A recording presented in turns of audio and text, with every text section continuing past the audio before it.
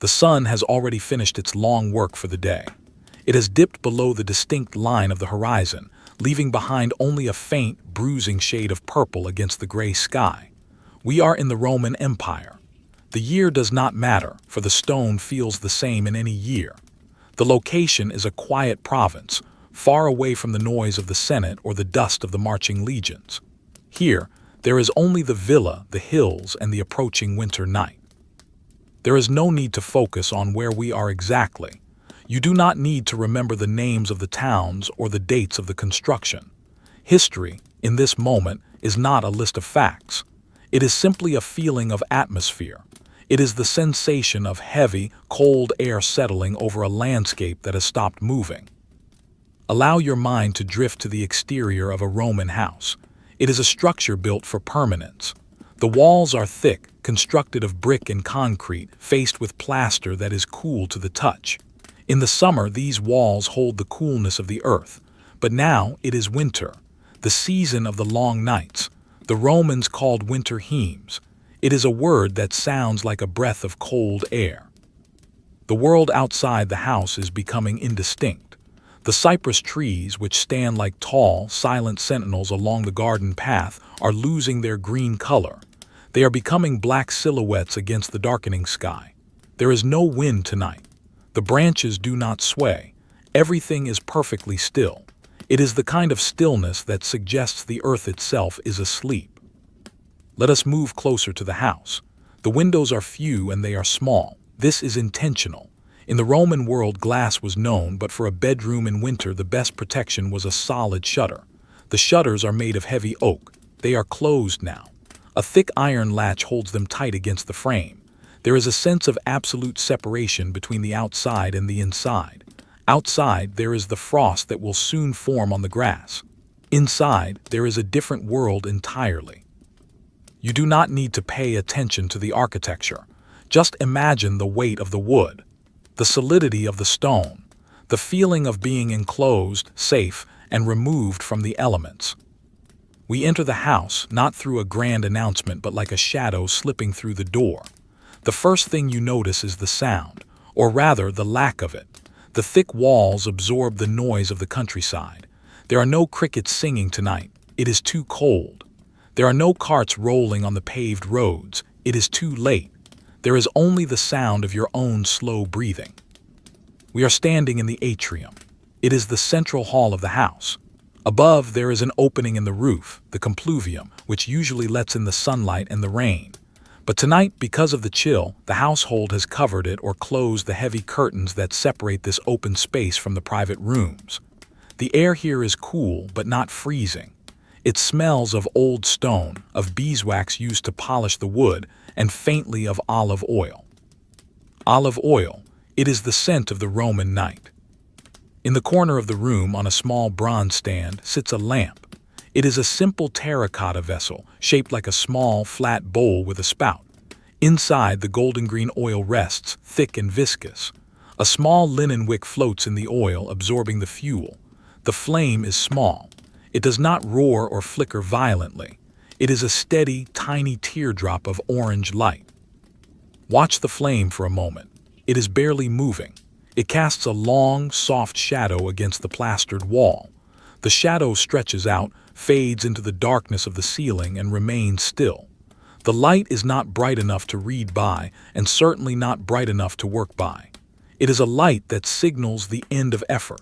It tells the eyes that there is nothing left to see today. The Roman concept of time was fluid. They did not watch the ticking of a second hand. They watched the oil level in the lamp go down, millimeter by millimeter. It is a slow, almost imperceptible measurement of passing time. Walk with me now slowly across the floor. The floor is made of mosaic tiles. Thousands of small, square stones cut by hand laid into fresh mortar years ago. They are smooth underfoot, white, black, and terracotta red. If you were to walk here in bare feet, you might expect the stone to be freezing cold like the ground outside.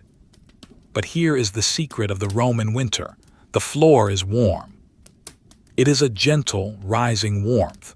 It is not hot like a fire but steady like a living body. This is the hypocaust. It is an engineering marvel, yet it is completely invisible to us in the room. We only feel its result. Beneath the mosaic tiles, beneath the layer of concrete, there is a hollow space. The floor is suspended on stacks of brick pillars called pili. In a furnace room far away on the other side of the house, a slave has been tending a slow-burning fire of charcoal and wood. The hot air and the smoke from that fire are drawn under the floor where we are standing. The heat rises. It soaks into the bricks. It travels up through the concrete. It warms the mosaic tiles from below. Imagine that sensation. The cold air of the room touches your face, but warmth radiates upward through the soles of your feet. It creates a cocoon of temperature. It is a dry heat. There is no smoke in the room, only the invisible presence of warmth rising from the stones. This heating system is the reason the house is quiet. There is no crackling fireplace in this room to pop or hiss. There is no draft from a chimney. The heat is just there, constant and silent. It allows the inhabitants to move through the winter night without shivering, wrapped in the invisible blanket of engineering. We are moving towards the private quarters now. The Romans called these small rooms cubicula. The word itself sounds small, enclosed, cubic.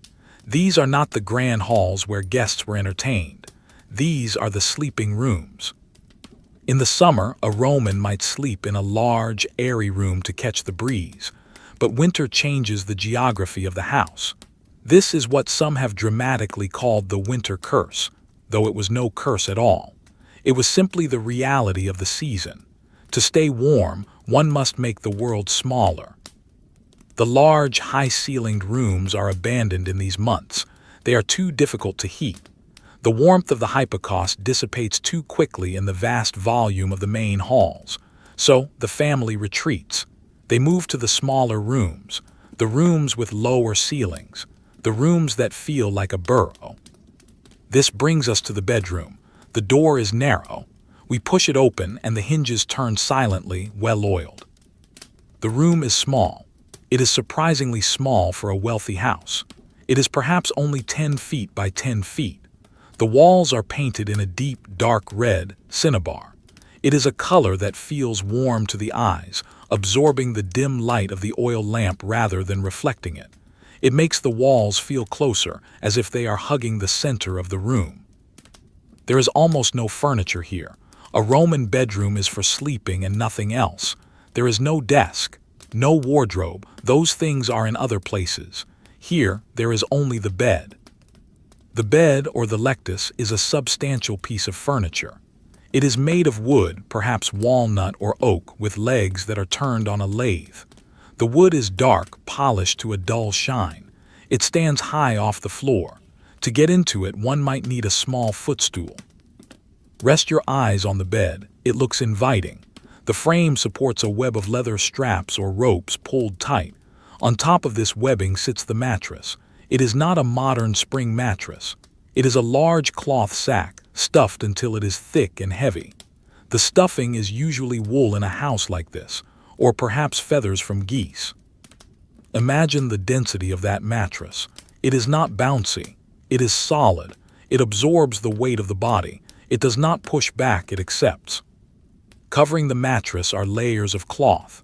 Linen sheets, cool and crisp, are the first layer. But because it is winter, there are heavy blankets on top. These are made of dyed wool, thick, scratchy, heavy wool, the kind of wool that smells faintly of lanolin and earth. The blankets are dyed in colors of the forest, moss green, russet brown, deep indigo. They are piled high. The weight of the blankets is a comfort in itself. When you lie under them, the weight presses down, grounding you, signaling to the muscles that it is time to stop moving. Let us sit in the corner of this small room for a moment. The silence is profound. The oil lamp we brought with us is placed on a small niche in the wall. The flame is still steady. There is a window in this room, but it is small, barely a slit in the thick wall. It is covered by a wooden panel. You cannot see the night sky. You cannot see the stars. You are completely enclosed. The world outside, the empire, the roads, the legions, the markets, does not exist in here. There is a logic to this separation. In the history books, we read about royals and nobles sleeping in separate rooms. We might think of drama, of cold relationships, of intrigue. But here, in the quiet reality of a winter night, the reason is boring. It is practical. It is peaceful. A large bed in a large room is cold. A shared room means shared disturbances. A cough, a turn, a snore.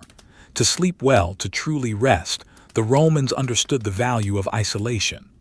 The winter curse was simply the drop in temperature that forced everyone to seek their own small, warm pocket of air. By sleeping in a small cubiculum, the body heat of the sleeper helps to warm the room. The smaller the space, the warmer the air. It is simple physics. It is the wisdom of hibernation. So the master of the house sleeps in one small room. The mistress sleeps in another small room nearby. They are not separated by anger. They are separated by the desire for a perfect, undisturbed, warm sleep. It is a luxury to be alone in the quiet, to have a space that is entirely your own, heated from below by the hypocaust and enclosed by thick walls of stone. The air in the room is still. Dust motes dance very slowly in the weak light of the lamp. Watch one dust mote. It floats up, caught in a tiny current of warm air rising from the floor. It drifts sideways. It falls slowly. It disappears into the shadow. You do not need to worry about the time. The Romans divided the night into 4 watches, used primarily by the military guards. But here, in the safety of the home, there are no watches. There is only the long stretch of darkness until dawn. The pacing of life here is determined by the sun. When the sun goes down, the body slows down. There is no electric light to trick the brain into thinking it is day. There are no screens. There are no flashing notifications. There is only the stone, the wool, and the oil. Imagine the texture of the wall again. If you were to run your hand along it, you would feel the slight bumps in the plaster. It is imperfect, hand-troweled. It feels human. It feels old. The shadows in the room are long and soft. The corners of the room are completely dark. The light from the lamp only illuminates the center, the side of the bed, the fold of a wool blanket, the smooth floor tiles. Listen closely. Can you hear the wind picking up outside? It is a very faint sound, a low, dull hum. It is muffled by the thick walls. It sounds like the ocean far away. It reminds you that the outside world is cold and moving, while this inside world is warm and still. The contrast makes the silence here feel even deeper. The heavy oak shutters creak just once as a gust of wind pushes against them. Then silence returns. The latch holds. The room is secure. The heat from the floor continues to rise. It is constant. It does not fluctuate. It is a reliable presence like gravity. It seeps into the wood of the bed frame. It warms the air near the ground. In this room there is nothing to do. There are no tasks. The day's work is finished. The accounts are closed. The meals are eaten. The conversations are over. There is only the waiting for sleep. The Romans valued odium. It is a word often translated as leisure, but it means more than that. It means the freedom from business. It means the time to be empty, to be quiet. Tonight, this room is the definition of odium. Let your focus soften. The details of the room are blurring. The red walls are becoming a vague darkness. The bed is just a shape. The only thing that remains clear is the feeling of heaviness. The heaviness of the stone walls. The heaviness of the wool blankets. The heaviness of the eyelids. We are just observing. We are not participating. We are ghosts in the room, watching the peaceful stagnation of a winter night in the year 100 AD, or 50 AD. It is all the same. The night is the same. The oil in the lamp has lowered slightly. The flame is a fraction smaller. The shadows have shifted imperceptibly to the right. This is the only movement. Everything else is fixed. We will stay here for a while, in this house, in this silence. There is no rush to move to the next room. There is no rush to understand the history. The history is sleeping. The emperors are sleeping.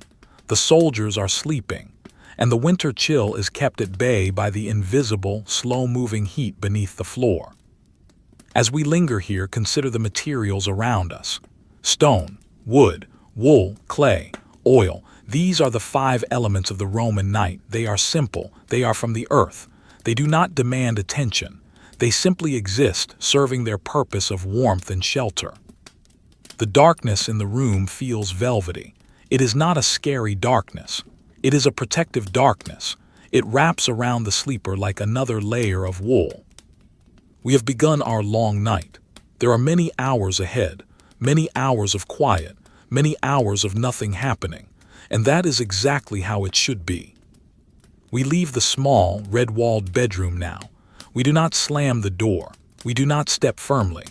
We retreat backward, sliding into the hallway, leaving the sleeper to their silence and their wool blankets. The door clicks shut. The sound is barely louder than a heartbeat. We are now in the corridor. The Romans called this the fauces, or simply a passageway. It is narrower here. The ceiling is lower. The air feels different. In the bedroom, the air was still and warm. Here, there is a slight current, a very faint draft that moves from the front of the house to the back.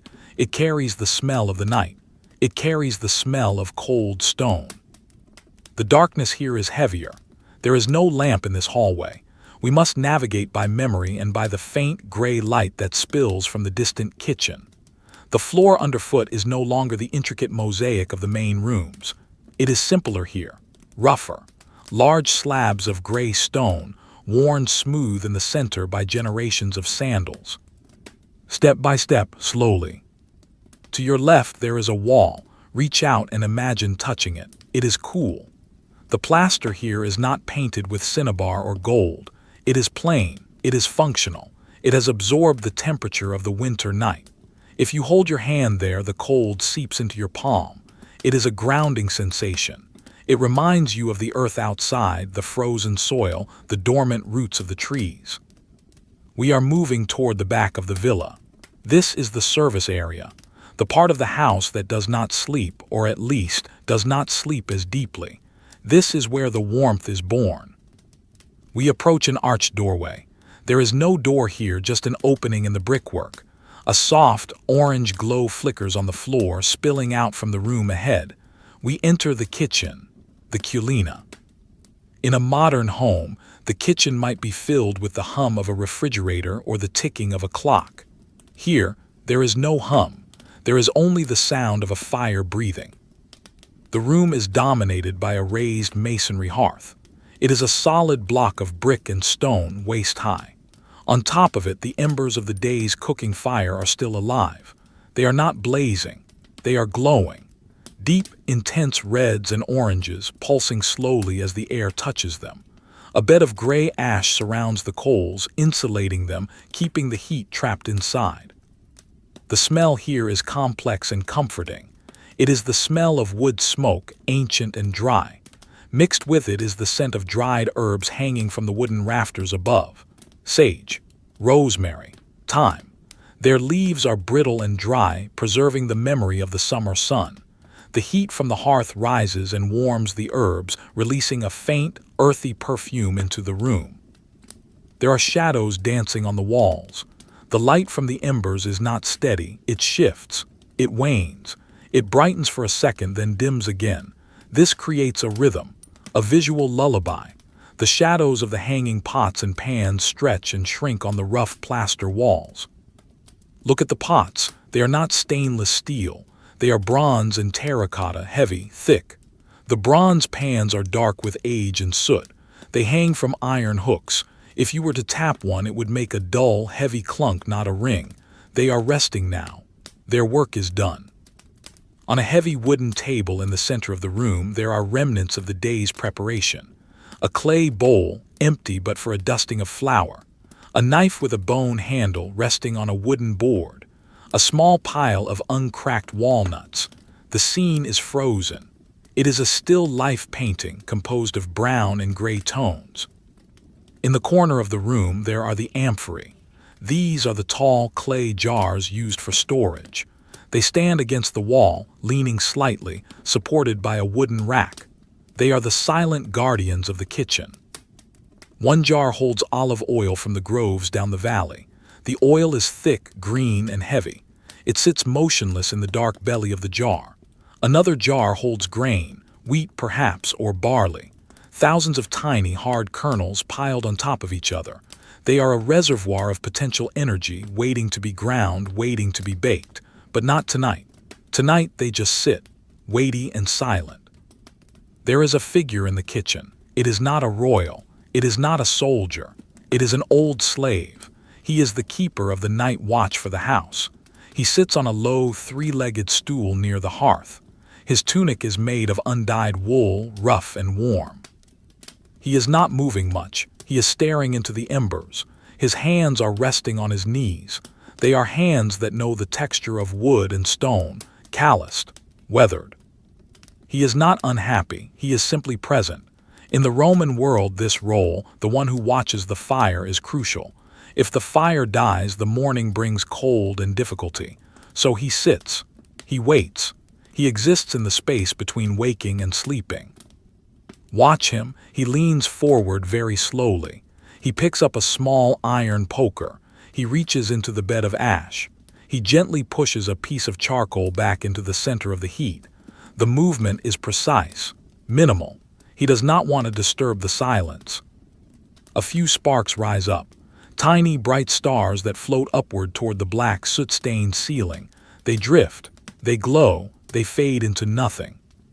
He places the poker back down. Clink, a soft sound of metal on stone. Then silence returns. The heat in this room is different from the bedroom. It is more direct. It is drier. It dries the skin. It makes the eyelids heavy. The old man blinks slowly. The rhythm of his blinking matches the pulsing of the embers. Let us move past him. We leave him to his quiet vigil. We move through a narrow door at the back of the kitchen. We are going deeper into the workings of the house. We are going to the source of the winter warmth. We step outside for a brief moment, crossing a small, enclosed service courtyard. The air hits us immediately.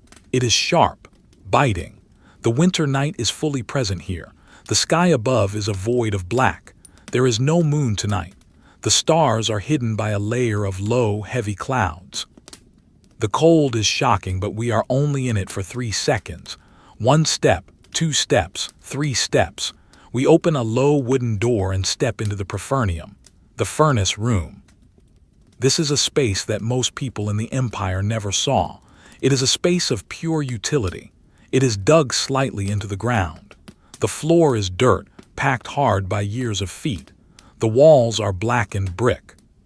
Here the heat is intense. It is not the gentle, radiating warmth of the bedroom floor. This is the heart of the beast. This is where the fire lives. In the center of the wall there is a large arched opening barely 2 feet high. This is the mouth of the hypocaust channel. Inside this mouth a fire is burning.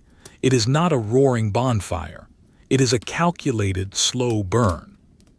Large logs of oak are stacked inside the tunnel. They are thick logs chosen for their density. Oak burns slowly. It burns hot. It does not flare up and burn out quickly. It endures. The bark on the logs is rough and gray. The ends of the logs are glowing bright red where the fire has taken hold. Blue flames lick along the underside of the wood. The sound here is a low, continuous rumble. It is the sound of air being drawn into the fire and pushed under the floors of the house. Whoosh, crackle, hiss. There is a pile of wood against the wall, stacks and stacks of logs. They were cut months ago in the autumn. They have been drying, waiting for this specific night. The smell of the wood is raw and organic. It smells of the forest floor. Another figure is here, a younger man. He is stripped to the waist because of the heat in the room, despite the freezing winter outside. His skin glistens with a thin layer of sweat. He moves with the slow, conserving energy of someone who has a long shift ahead. He picks up a log from the pile. He tests its weight. He looks at the grain. He approaches the furnace mouth. He crouches down. Watch the motion. It is fluid. He does not throw the log. He places it. He uses a long iron tool to guide it into the perfect spot inside the tunnel. He wants to ensure the airflow remains constant. If he blocks the air, the fire chokes. If he opens it too much, the wood burns too fast. It is a delicate balance. It is a boring, repetitive, essential task. He slides the log in. The fire accepts it. The flames curl around the new wood, exploring the bark, finding the cracks. Smoke rises, thick and gray, and is sucked instantly into the channel, drawn away to warm the stone floors under the master's bed, 50 feet away. The young man stands up. He wipes his hands on a rag. He takes a drink of water from a clay jug. He leans back against the cool brick wall near the door, finding the spot where the cold draft from outside meets the heat of the furnace. He closes his eyes. For the next hour, he has nothing to do. He just has to listen to the fire. He has to ensure it does not die. He has to ensure it does not rage. He is the regulator. He is the thermostat of the Roman night. The room is dim, lit only by the glow of the furnace mouth. The light is red, infernal, deep. It casts long, strange shadows that stretch across the dirt floor. Let us focus on the dirt floor. It is dry, dusty. In the corner, a small beetle crawls slowly across the packed earth. It moves around a pebble. It climbs over a twig. It continues on its way. Even the insects move slowly tonight. The pacing of this life is dictated by the materials. Wood takes time to grow. It takes time to dry. It takes time to burn. Stone takes time to heat up. Once hot, it takes time to cool down. Nothing happens quickly.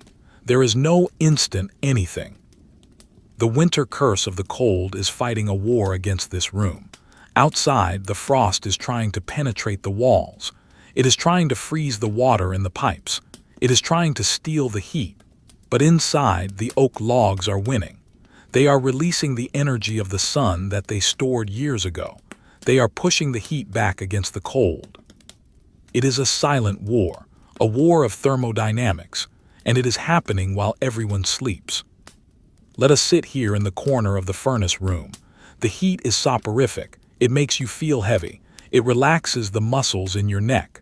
The sound of the fire is white noise, a constant, low-frequency hum. Rum-mum. Occasionally, a log settles. The structure of the wood collapses slightly as it turns to charcoal. It makes a soft thud sound. A shower of sparks flies into the tunnel, carried away by the draft. Then, the hum continues. The young man breathes deeply. His chest rises and falls. He is not asleep, but he is in a trance of boredom. He is staring at the flames, but he is not seeing them anymore. He is lost in the drift of the night. In this room, time feels thick. It feels like syrup. Minutes stretch out. If you were to ask him what time it is, he would look at the level of the logs. It is the time of the second log, he might say. There is no anxiety here. The wood is dry. The draft is good. The house is warm. The system works.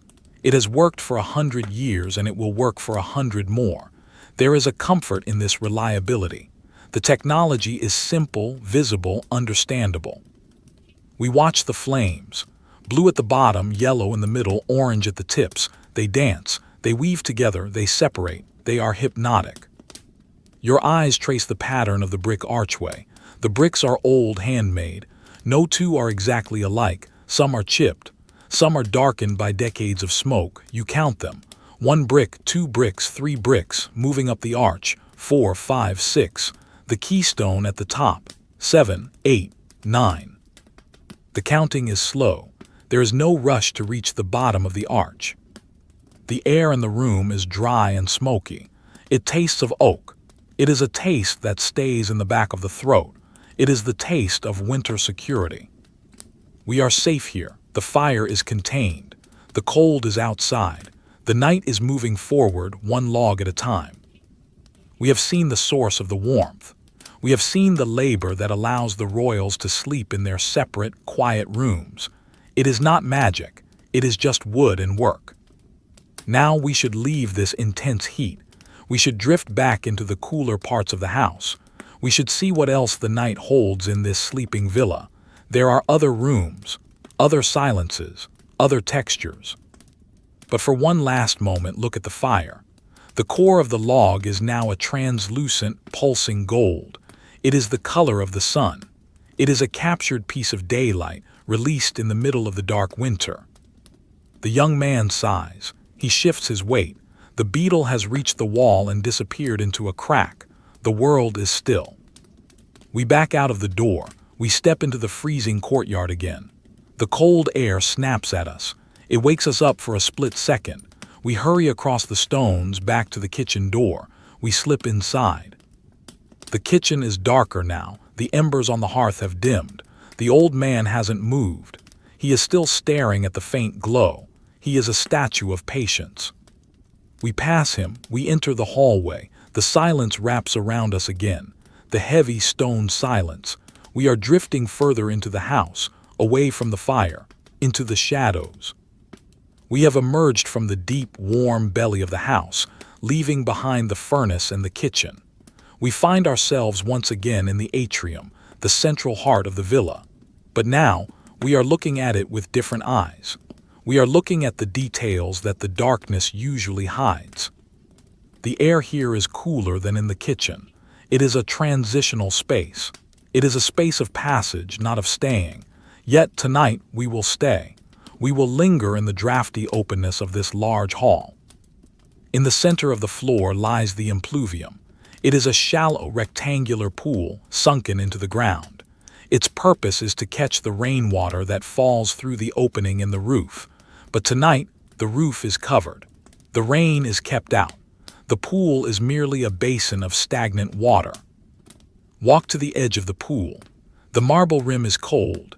It is white marble, veined with gray, brought perhaps from the quarries of Carrara. It is smooth, polished by years of water and cleaning cloths. Look down into the water. It is ink black. It is perfectly flat. There is not a single ripple. It acts as a mirror for the shadows. If you look closely, you can see the faint reflection of the columns that line the room. They appear upside down, plunging into the black depth. The water does not move. It does not make a sound. It is waiting for the morning. It is waiting for a bird to come and drink or for a slave to dip a bucket. But for now, it is just a flat, dark surface, a void in the center of the room. To the side of the atrium, set into a niche in the wall, is a small shrine. This is the lararium. It is the home of the household gods. In the flickering light of our imagination, we can see the small figurines standing there. They are small bronze statues no taller than a hand. They represent the Lares, the guardians of the family. They are depicted as young men, dancing, holding drinking horns. But in the static of the night, they do not look like they are dancing. They look frozen in time.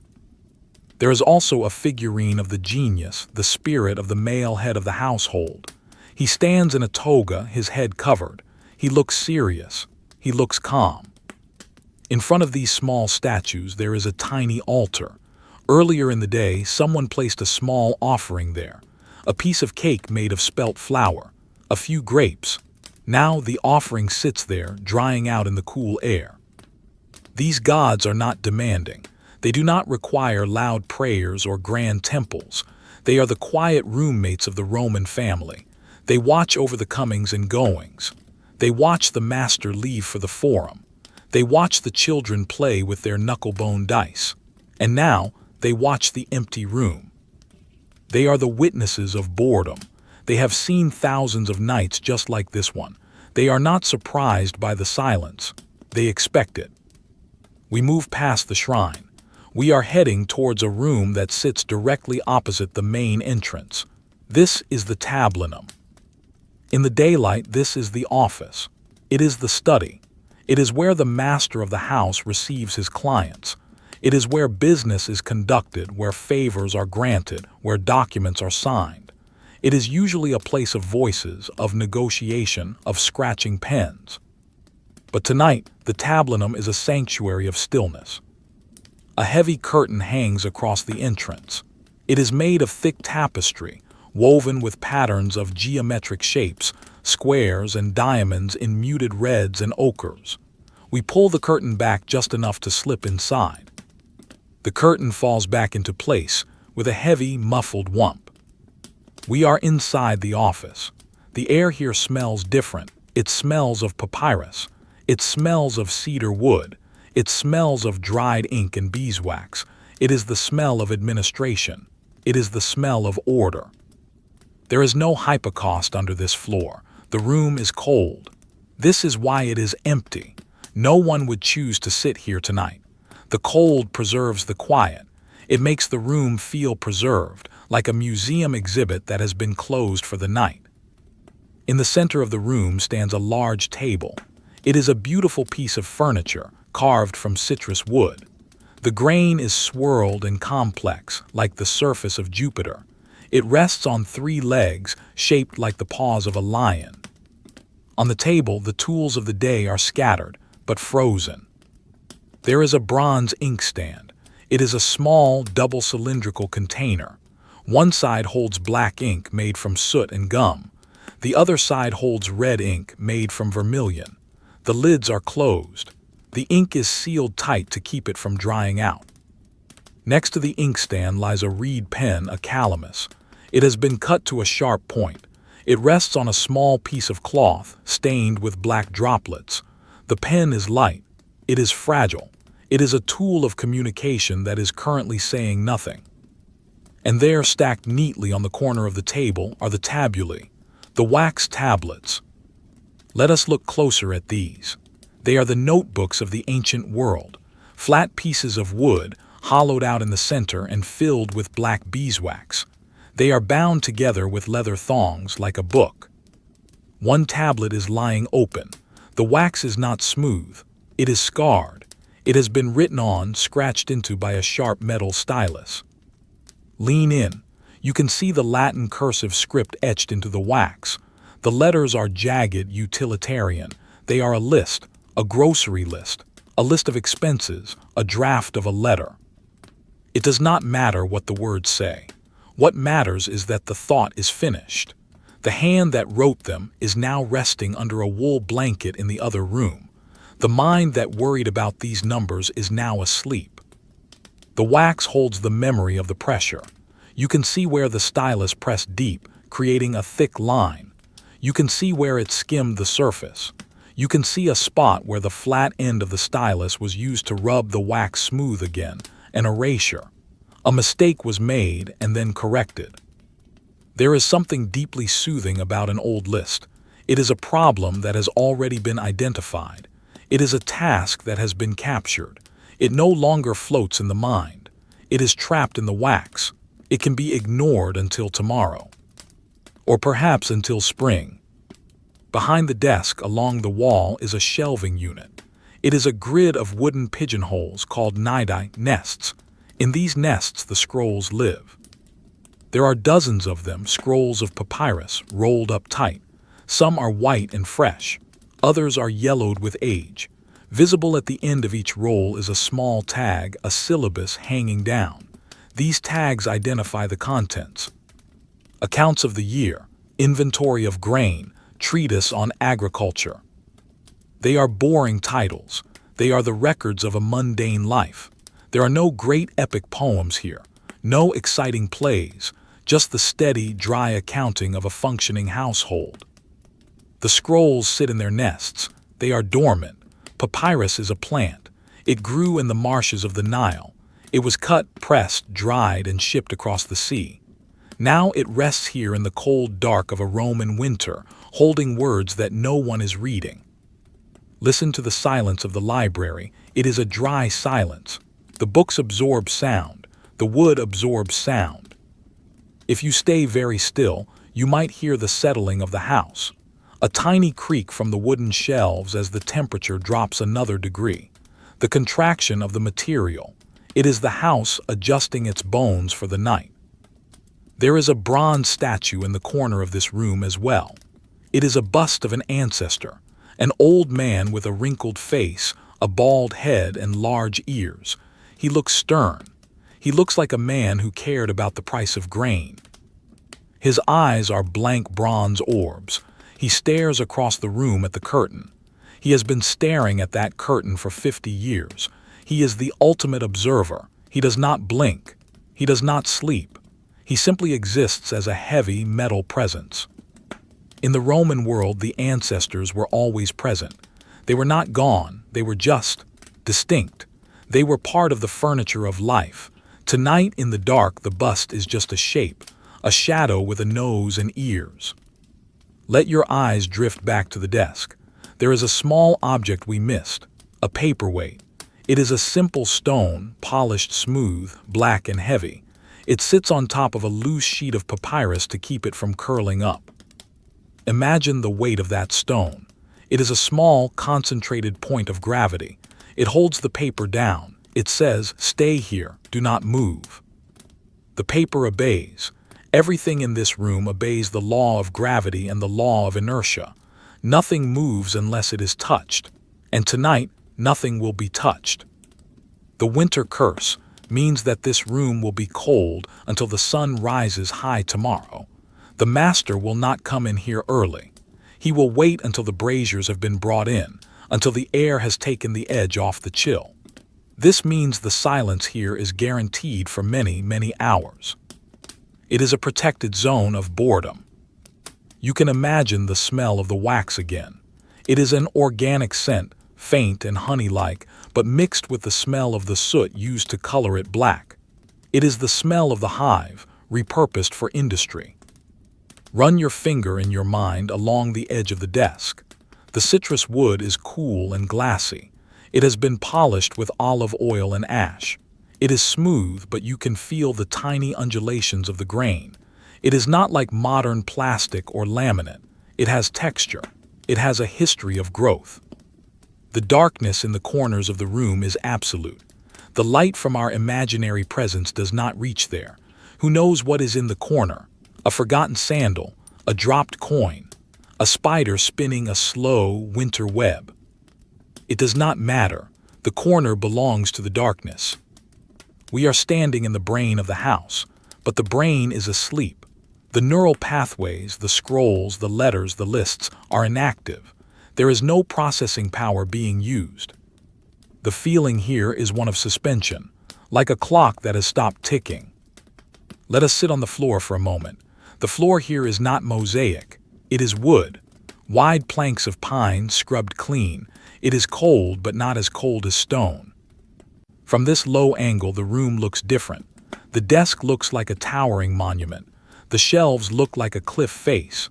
The ceiling feels far away. We are small in this room.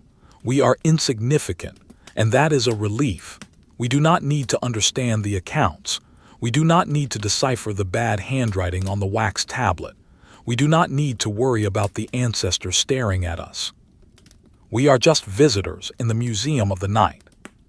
The air is so still that if you were to light a candle, the flame would stand perfectly straight. It would not flicker, but we will not light a candle. We will leave the darkness as it is. The shadows here are made of layers. There is the shadow under the desk, which is the deepest. There is the shadow behind the shelves, which is thick and gray. There is the shadow in the folds of the curtain, which is soft and velvety. Everything is wrapped in this visual softness. The hard edges of the furniture are blurred by the lack of light. The world is less sharp. It is less demanding. We have spent enough time in the office. We have confirmed that there is no work to be done. The lists are written. The scrolls are rolled. The ink is dry. We can leave now. We can leave the ancestor to his eternal stare. We can leave the wax tablets to their cold storage. We stand up slowly. We do not want to make the floorboards creak. We move towards the heavy curtain. We reach out and pull it back. The rings of the curtain slide on the rod. SHHHHK, a soft sliding sound. We step back out into the atrium. The curtain falls back into place. Whump. The office is sealed again. It will remain exactly as we left it. Not a single grain of dust will move. We are back by the impluvium. The black pool of water is still there. The small gods in the lararium are still there. But we are not finished exploring the night. There are other places in this house, places that are even more quiet, places that are purely for the maintenance of life. We turn our attention to the side passage, a narrow corridor that leads away from the grand rooms. It leads to the storage rooms, the apotheca, the place where the wine sleeps. The thought of wine is warm. The thought of storage is grounding. Let us walk towards that darkness. Let us see what the Romans kept hidden in the dark, cool rooms at the back of the house. Our steps are slow. We are matching the rhythm of the house. We are becoming part of the background. The night is deep, the winter is long, and we are just drifting through it, one room at a time. We have left the organized silence of the office. We are moving deeper into the functional anatomy of the Roman house. We are walking down a corridor that feels narrower, the ceiling pressing down just a little closer. This is a part of the house where the guests do not go. This is a private geography. The air here is distinctly cooler. We have moved away from the furnace. We are entering the unheated zones. The winter curse is more present here in the chill that radiates from the stone walls, but it is a preserved chill, a deliberate chill. We stop in front of a heavy door. It is made of solid oak darkened by time and smoke. It has no decoration, no carvings, no panels. It is simply wood bound with a strap of black iron. There is a heavy latch, but it is not locked. In a house like this, the sheer weight of the door is security enough. We push it open. It swings inward with a low groan of friction. The sound is deep, like a bass note played on a cello, vibrating in the chest. We step inside. This is the apotheca, the storeroom, the pantry, the wine cellar. The darkness here is thick. It feels physical. It is not just the absence of light, it is the presence of density. The room is filled with things, heavy things, solid things. The first thing that greets you is the smell. It is a rich, complex tapestry of scents. It smells of dry earth. It smells of vinegar. It smells of fermentation.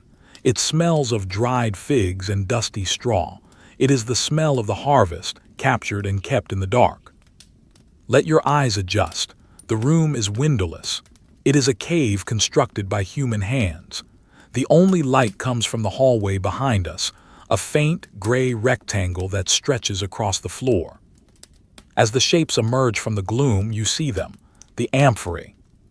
They are the defining shape of the Roman commercial world. Tall, two-handled clay jars, tapering to a point at the bottom. They are standing in rows, leaning against the walls, or set into racks of sand to keep them upright. There are dozens of them. They look like a silent crowd of people, shoulder to shoulder, waiting in the dark. Walk up to the nearest one. It is waist-high. It is made of terracotta, the color of a dried autumn leaf. The surface is not smooth. It is rough like fine sandpaper. It is unglazed, porous clay that breathes. Reach out and touch it. It is cold. The cold of the clay is immediate. It sucks the heat from your fingertips. This jar is heavy. Even empty, it would be a burden to lift. Full, it is an anchor. It contains wine. Not the fine, aged vintage of a poet's table, but the sturdy, dark wine of the household. The neck of the jar is sealed. There is a cork stopper pushed deep into the opening. Over the cork, a layer of pozzolana cement or perhaps pine resin has been poured and hardened. It forms a perfect, airtight cap. The seal is black and glossy. It has a thumbprint in it, the thumbprint of the slave who sealed it perhaps 3 years ago. A small human mark frozen in the resin. On the shoulder of the jar there is writing. These are the tituli picti, painted labels in black or red ink. The writing is hurried, functional. Vinum, wine, rubrum, red, vetus, old. There are numbers too. The weight of the empty jar, the weight of the full jar, the name of the merchant. These are the details of commerce now sleeping in the back of a villa. Move down the line. The shapes change slightly. Here is a globular jar, round and squat like a pumpkin. It is from Baetica in Spain. It traveled hundreds of miles across the Mediterranean Sea in the hold of a wooden ship, rocking with the waves. Now it sits perfectly still on a dry floor in the middle of winter. It holds olive oil, the lifeblood of the empire. The oil inside is thick, golden green, and viscous. Because of the cold, it has clouded. It is dormant. Imagine the oil pressing against the inside of the clay walls. It is heavy.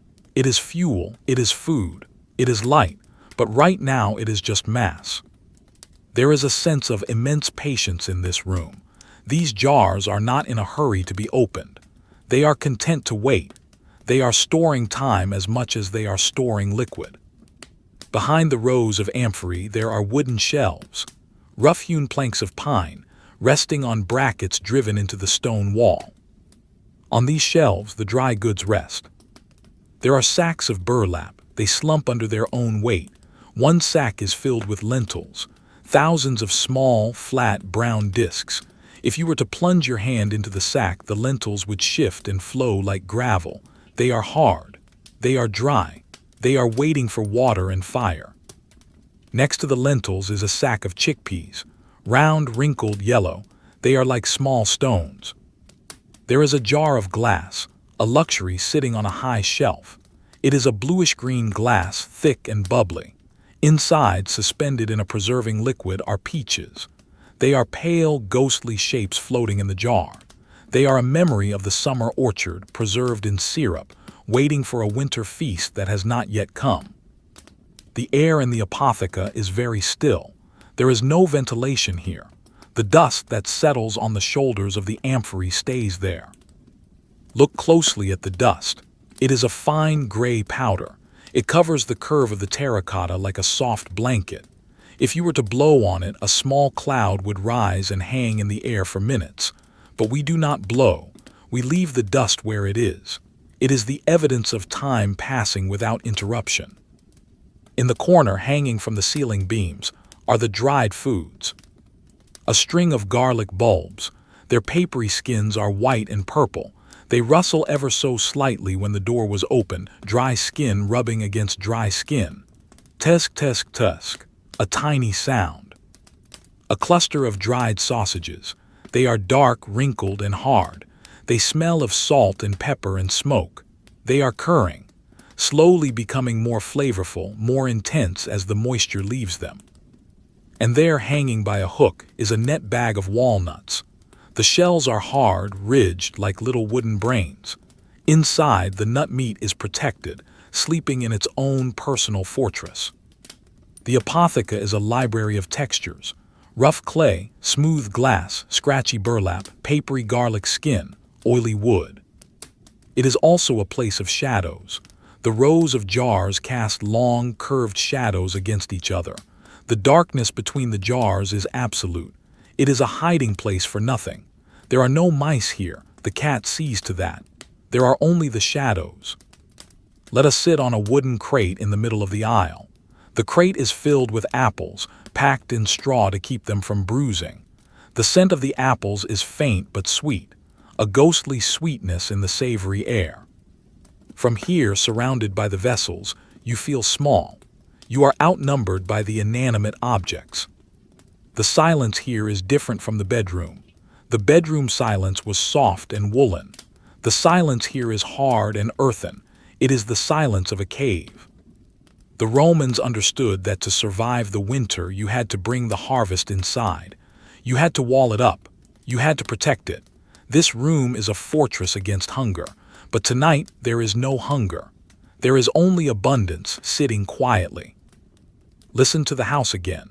The wind outside has died down. There is absolutely no sound reaching this room. We are insulated by layers of stone and rows of fluid-filled jars. Water, wine, and oil are excellent insulators of sound. We are padded by liquids. Consider the journey of the wine in the jar next to you. It started as a grape on a vine, baking in the hot Italian sun. It was crushed by feet.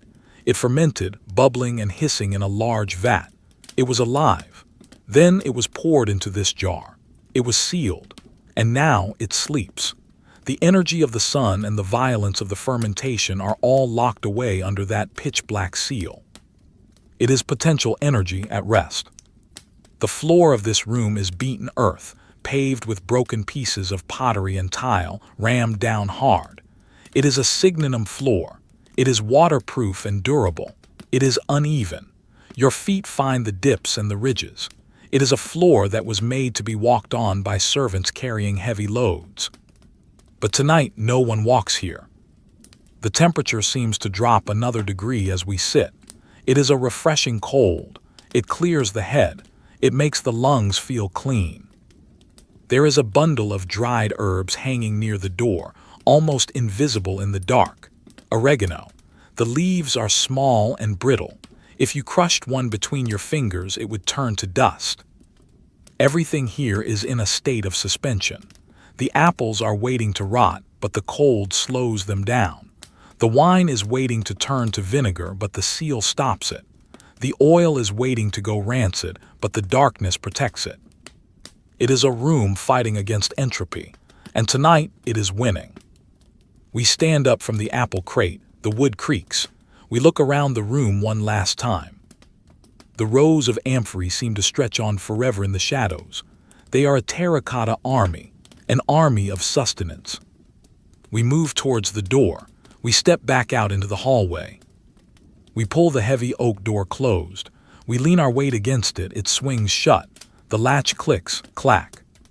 The smell of the wine and the earth is cut off instantly. We are back in the neutral smell of the corridor. The apotheca is sealed. The jars are alone again. They will stand there in the dark, touching the cold floor until someone comes for them. We turn away from the door. We continue down the hallway. The corridor opens up ahead. We are approaching the peristyllium, the garden courtyard. This is the lungs of the house.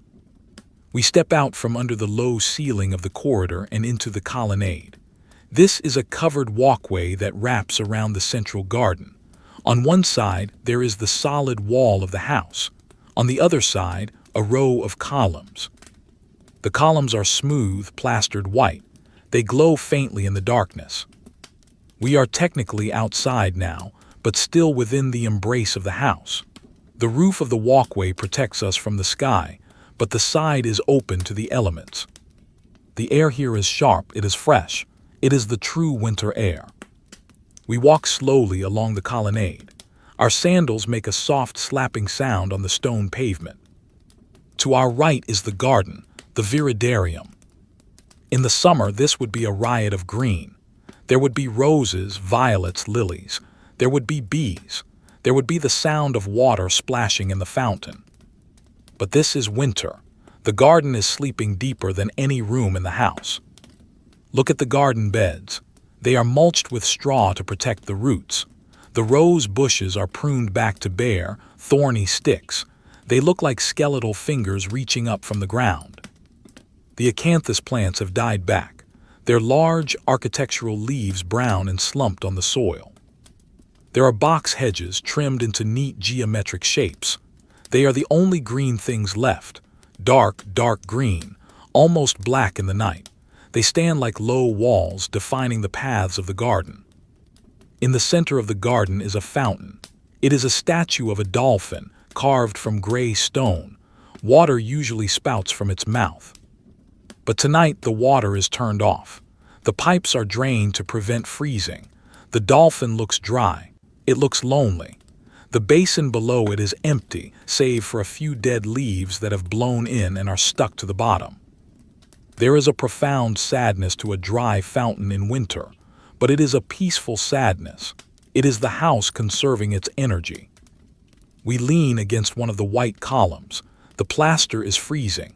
We wrap our imaginary cloak tighter around us. We look up. The roof of the colonnade cuts off half the sky, but the center is open. The clouds have broken apart slightly. There is a single star visible, just one. It is faint, flickering weakly in the vast, cold blackness. It is a reminder of how large the universe is and how small this garden is. The silence here is not the silence of walls. It is the silence of nature. It is the silence of sap that has stopped flowing. A cypress tree stands at the far end of the garden.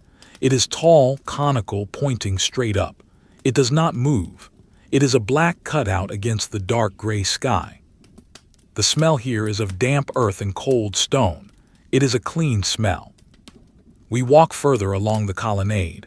We pass a bench made of marble. It is too cold to sit on. It is purely decorative tonight. On the wall of the walkway there are frescoes, paintings of garden scenes, birds, trees, blue skies. In the darkness we can barely see them. They are ghosts of summer painted on the plaster, mocking the winter reality.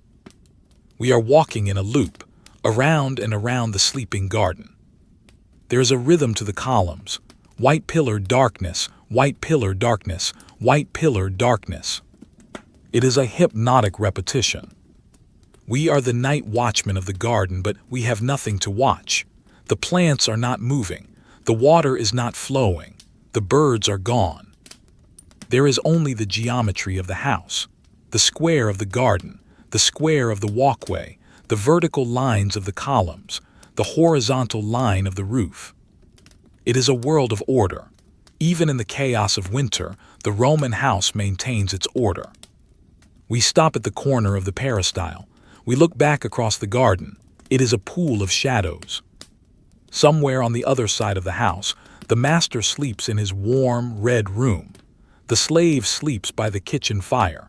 The wine sleeps in the amphory. And here the earth sleeps under the mulch. We are witnessing the great pause, the suspension of life that allows life to return in the spring. But spring is a long way off, millions of moments away. For now there is only this, the cold stone under our feet, the white column against our shoulder, and the silent, dry dolphin in the center of the dark garden. We stay here for a moment longer, just breathing the cold air. In and out, in and out. The air is so cold it feels like drinking water. We are ready to move back inside, to find another space, a space that bridges the gap between the work of the day and the rest of the night. We turn away from the garden. We find a doorway leading back into the sheltered warmth of the interior. We leave the box hedges and the dormant roses to their freezing vigil. We step away from the freezing colonnade, leaving the silent garden and its dark cypress trees behind. We pull a heavy wooden door toward us. It is swollen slightly from the dampness of the winter, so it requires a firm, slow pull. It opens, revealing a new atmosphere. We are entering the private bath suite of the villa, the balneum. In the Roman world, the bath was not merely a place to wash. It was a ritual of temperature. It was a journey through different states of matter, dry, wet, cold, warm, hot. Tonight, the bathhouse is empty of people, but it is full of sensation. The first room we enter is small and rectangular. This is the atrium, the changing room. The air here is cool, but not as biting as the garden. It is a stillness that feels waiting. Along the walls, at eye level, are rows of square niches cut into the stone. These are the loculi, the cubbies where bathers would leave their clothes. Tonight they are mostly empty, dark, square shadows in the plaster wall. But in one niche, someone has left a pair of wooden sandals. Focus on the sandals. The wood is worn smooth by the friction of a heel. The leather straps are limp, falling over the side of the sole. They sit there, side by side, pointing towards the wall. They are the shoes of someone who has finished their day, who has washed away the dust of the roads, and who has gone to sleep. Below the niches runs a stone bench. It is made of travertine, a porous, cream-colored limestone. It is cold to the touch. If you were to sit there now, the cold would seep through your clothes instantly. The floor is a mosaic of black and white tesserae. The pattern is simple, a border of black waves framing a white center. The white stones are not perfectly white. They are the color of milk. In the dim light that spills from the next room, they seem to glow faintly. There is a smell here. It is the smell of damp linen. In the corner, a wicker basket holds used towels. They are piled loosely. The fabric is rough, unbleached linen. It smells of soap and water. We move through the changing room. We are drawn towards the warmth. We pass through a narrow archway. We feel the air change immediately. It becomes softer, heavier. We are in the tepidarium, the warm room. This is the transition zone. The Romans knew that the body should not be shocked by sudden heat. It must be prepared. This room is heated by the hypocaust below, but gently. The floor here is warm, not hot, just pleasantly tepid. The walls, too, are warm. Behind the plaster there are hollow rectangular tiles called tubuli. The hot air from the furnace we saw earlier circulates up through the walls, turning the entire room into a radiant heater. There is no water in this room. There is only warm air. It wraps around you like a soft, invisible blanket. It relaxes the shoulders.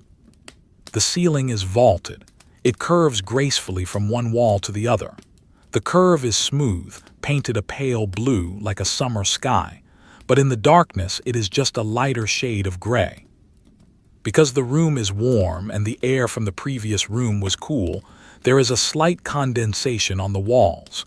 Tiny, microscopic beads of water cling to the painted plaster. They do not run. They just sit there, shimmering slightly in the gloom. In the center of the room stands a bronze brazier. It is not lit now, but the metal is still radiating a faint residual heat. It stands on 3 legs, shaped like the hooves of a bull.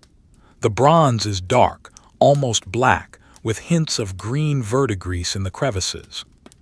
We linger here. The silence in the tepidarium is thick. The acoustics are different.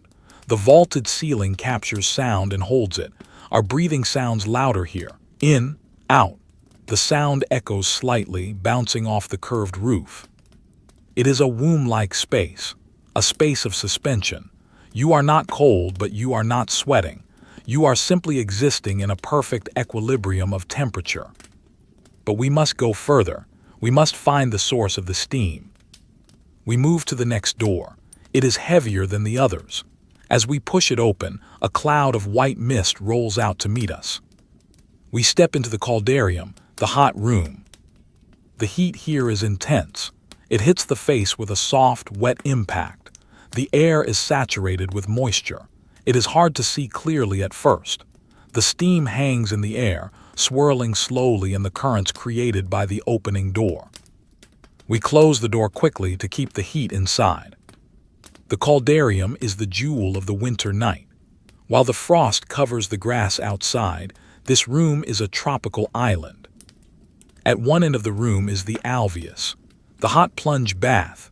It is a rectangular pool sunken into the floor, lined with marble steps. The water is still there. It is hot. It is heated directly by the furnace boiler, the testudo, located just on the other side of the wall. Steam rises from the surface of the water. It rises in lazy, twisting columns. It reaches the ceiling and spreads out. Walk to the edge of the pool. The marble rim is hot to the touch. The water is dark, but you can feel the heat radiating from it. It is a pool of liquid warmth. Listen. Plip.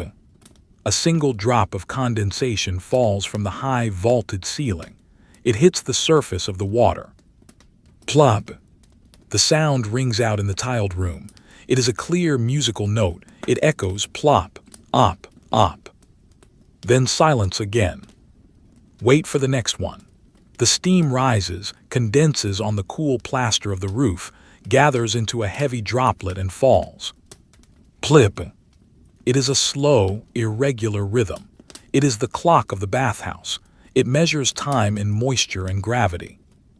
The walls of the caldarium are painted in rich colors, deep ochre, burnt sienna, but the steam has softened the colors. The walls are wet. Rivulets of water run down the plaster, tracing paths like rivers on a map. They reach the floor and disappear into small drains. The floor is very hot here. You would need to wear wooden sandals to stand here for long. The heat is coming from everywhere. From the floor, from the walls, from the water. The air smells of 2 things, wet stone and laurel oil. Earlier in the day, a slave might have poured a few drops of laurel or lavender oil into the water. The scent lingers. It is a medicinal herbal smell. It clears the sinuses. It is a clean smell. There is a window in this room facing south to catch the afternoon sun, but now it is covered by a thick pane of glass, a luxury in itself. or perhaps a sheet of translucent selenite stone. It is opaque with steam. You cannot see out. The world outside is nothing but a vague gray blur. We sit on a marble bench near the wall. The bench is warm. We are enveloped in the fog. Visually, the room is a study in soft focus. There are no sharp edges here. The steam blurs the corners of the room. The marble steps of the pool seem to dissolve into the water. It is a place of absolute privacy. In the steam, you are hidden. The Romans built these rooms to defy the seasons. They created a microclimate. In here, it is not January. It is not quiet winter. It is an eternal humid summer. Watch the surface of the water in the pool. It is almost still, but the heat causes tiny currents. The water moves sluggishly, swirling from the bottom to the top. It is alive with energy. A small bronze ladle rests on the rim of the bath. It is used for pouring water over the shoulders. It lies on its side. A droplet of water hangs from its lip, refusing to fall. It catches a glint of light from the hallway. The humidity is heavy on the skin. It feels like a weight. It slows down the heart rate. It encourages sleep. It is a heavy, drowning comfort. The caldarium is a machine for relaxation. And even without people, the machine is running. The heat is pumping. The steam is rising. The water is waiting. The echo in here is profound. If you were to whisper a word, it would hang in the air for seconds. Quiet. Ayuyet. Layet. The sound is absorbed by the moisture. We stand up from the bench. The heat is almost too much now. It makes the head swim slightly. It is time to cool down. We move to the side of the room. There is a small, circular basin standing on a pedestal. This is the labrum. It usually holds cool water for splashing on the face to prevent overheating. The water in the basin is cool, crystal clear. We look into it. We see nothing but the darkness of the ceiling reflected back. We turn away from the heat. We open the door. The cooler air of the tepidarium rushes in. It feels refreshing. We step through, closing the heavy door on the steam and the dripping water. We walk back through the warm room. The air here feels dry now compared to the steam room. We continue into the apoditerium, the changing room. It feels cold now. The contrast is sharp. Our imaginary skin prickles. But there is one more stop in the bath suite. A small door to the side leads to the frigidarium, the cold room. We open it just to look. There is no heat here, no hypocaust. The window is open to the night air. In the center is a small plunge pool. The water is freezing. It is the temperature of the winter night. The surface of the water is black and hard. It looks like a sheet of obsidian. The Romans would jump in here after the hot bath to close their pores. The shock of the cold. But tonight the water is undisturbed. It is a pool of silence. It mirrors the cold garden outside. It is the final anchor of reality. We do not enter, it is too cold. We close the door, click. We are back in the changing room. We stand by the niche with the sandals. The bathhouse is a complex system of sensations. Steam and ice, stone and water, fire and air. It sits here attached to the house like a dormant organ. It breathes quietly. The steam continues to drip in the hot room, plip, plop. No one hears it. We leave the sandals where they are. We turn towards the exit. We push the outer door open and step back into the corridor. The air of the hallway feels neutral now, neither hot nor cold, just stale, still air. We have washed our minds with the steam. We have felt the imaginary heat. Now we are clean. We are ready to move to the spaces of the house that are less about the body and more about the mind. We walk down the corridor. The floor tiles change. We are leaving the service area, leaving the bath. We are approaching the triclinium, the dining room. The corridor is long. Our shadow stretches out ahead of us, faint and long, cast by the memory of the light behind us. The house seems to get larger in the dark. The distances feel greater. We pass a small window. Through the heavy glass, we see the outline of a tree branch against the sky. It is motionless. The wind has stopped completely. The universe is holding its breath. We reach the entrance to the dining room. There are no doors here, just a wide opening, perhaps covered by a silk curtain in the summer, but now open to the interior air. We stand at the threshold. The bathhouse is behind us. The steam is contained behind thick walls. Here the air is dry. It smells of old wine and polished wood. We pause here. We do not enter yet. We just stand in the hallway feeling the stillness. There is a sense of heavy luxury in the darkness ahead, but for now, we just breathe. We listen to the silence of the corridor. It is a different silence than the bath. It is a dry silence, a silence of stone and dust. We are halfway through our night, the deep middle of the night, the time when even the ghosts are asleep. We are the only things moving in the entire empire, or so it feels. Drifting, waiting, watching. We stand at the threshold of the triclinium, the dining room. In the daylight, this room is a theater of conversation. It is where the master of the house would recline with his guests, where the wine would flow, where the poet might recite verses about the fleeting nature of life. But tonight, the room is not a theater. It is a still life painting, vast and empty. The room is large. The ceiling is high, perhaps 20 feet above us. In the darkness, the painted beams of the ceiling are invisible. We can only sense the volume of the space. It feels airy, despite the lack of windows open to the night. We step onto the floor. It is a masterpiece of mosaic work. Even in the gloom, we can make out the patterns, intricate geometric borders, vines twisting around mythical beasts. The stones are small, the size of a fingernail, thousands of them set into the mortar. Our feet move silently over the scene. We are walking on art. In the center of the room, the furniture is arranged in the traditional U-shape. 3 wide couches, the lecti, surround a central table. Let us approach the couches. They are not like modern sofas. They are broad, deep platforms. They are made of wood inlaid with ivory and tortoiseshell. The frames are heavy, substantial. The mattresses on the couches are stripped of their finery for the night. The silk cushions are gone. The embroidered coverlets are folded away in a chest. What remains is the structure, the bare bones of the feast. The mattresses are covered in simple linen sheets to keep the dust off. They look like pale ghosts in the dark room, white rectangles floating in the shadows. There is a table in the center, the mensa. It is low and round. It is made of polished stone, perhaps porphyry, a deep purple stone from Egypt. There is nothing on the table, no silver cups, no glass bowls, no spoons. It is a clean slate. Reflect on the emptiness of a dining table at 3:00 a.m. It is a landscape of potential. It remembers the noise of the dinner that happened hours ago, the clinking of metal on stone, the tearing of bread, the laughter. But now the sound has been wiped away. The table is just a cold, smooth surface. Run your hand over the stone table. It is freezing. There is no hypocaust in this room.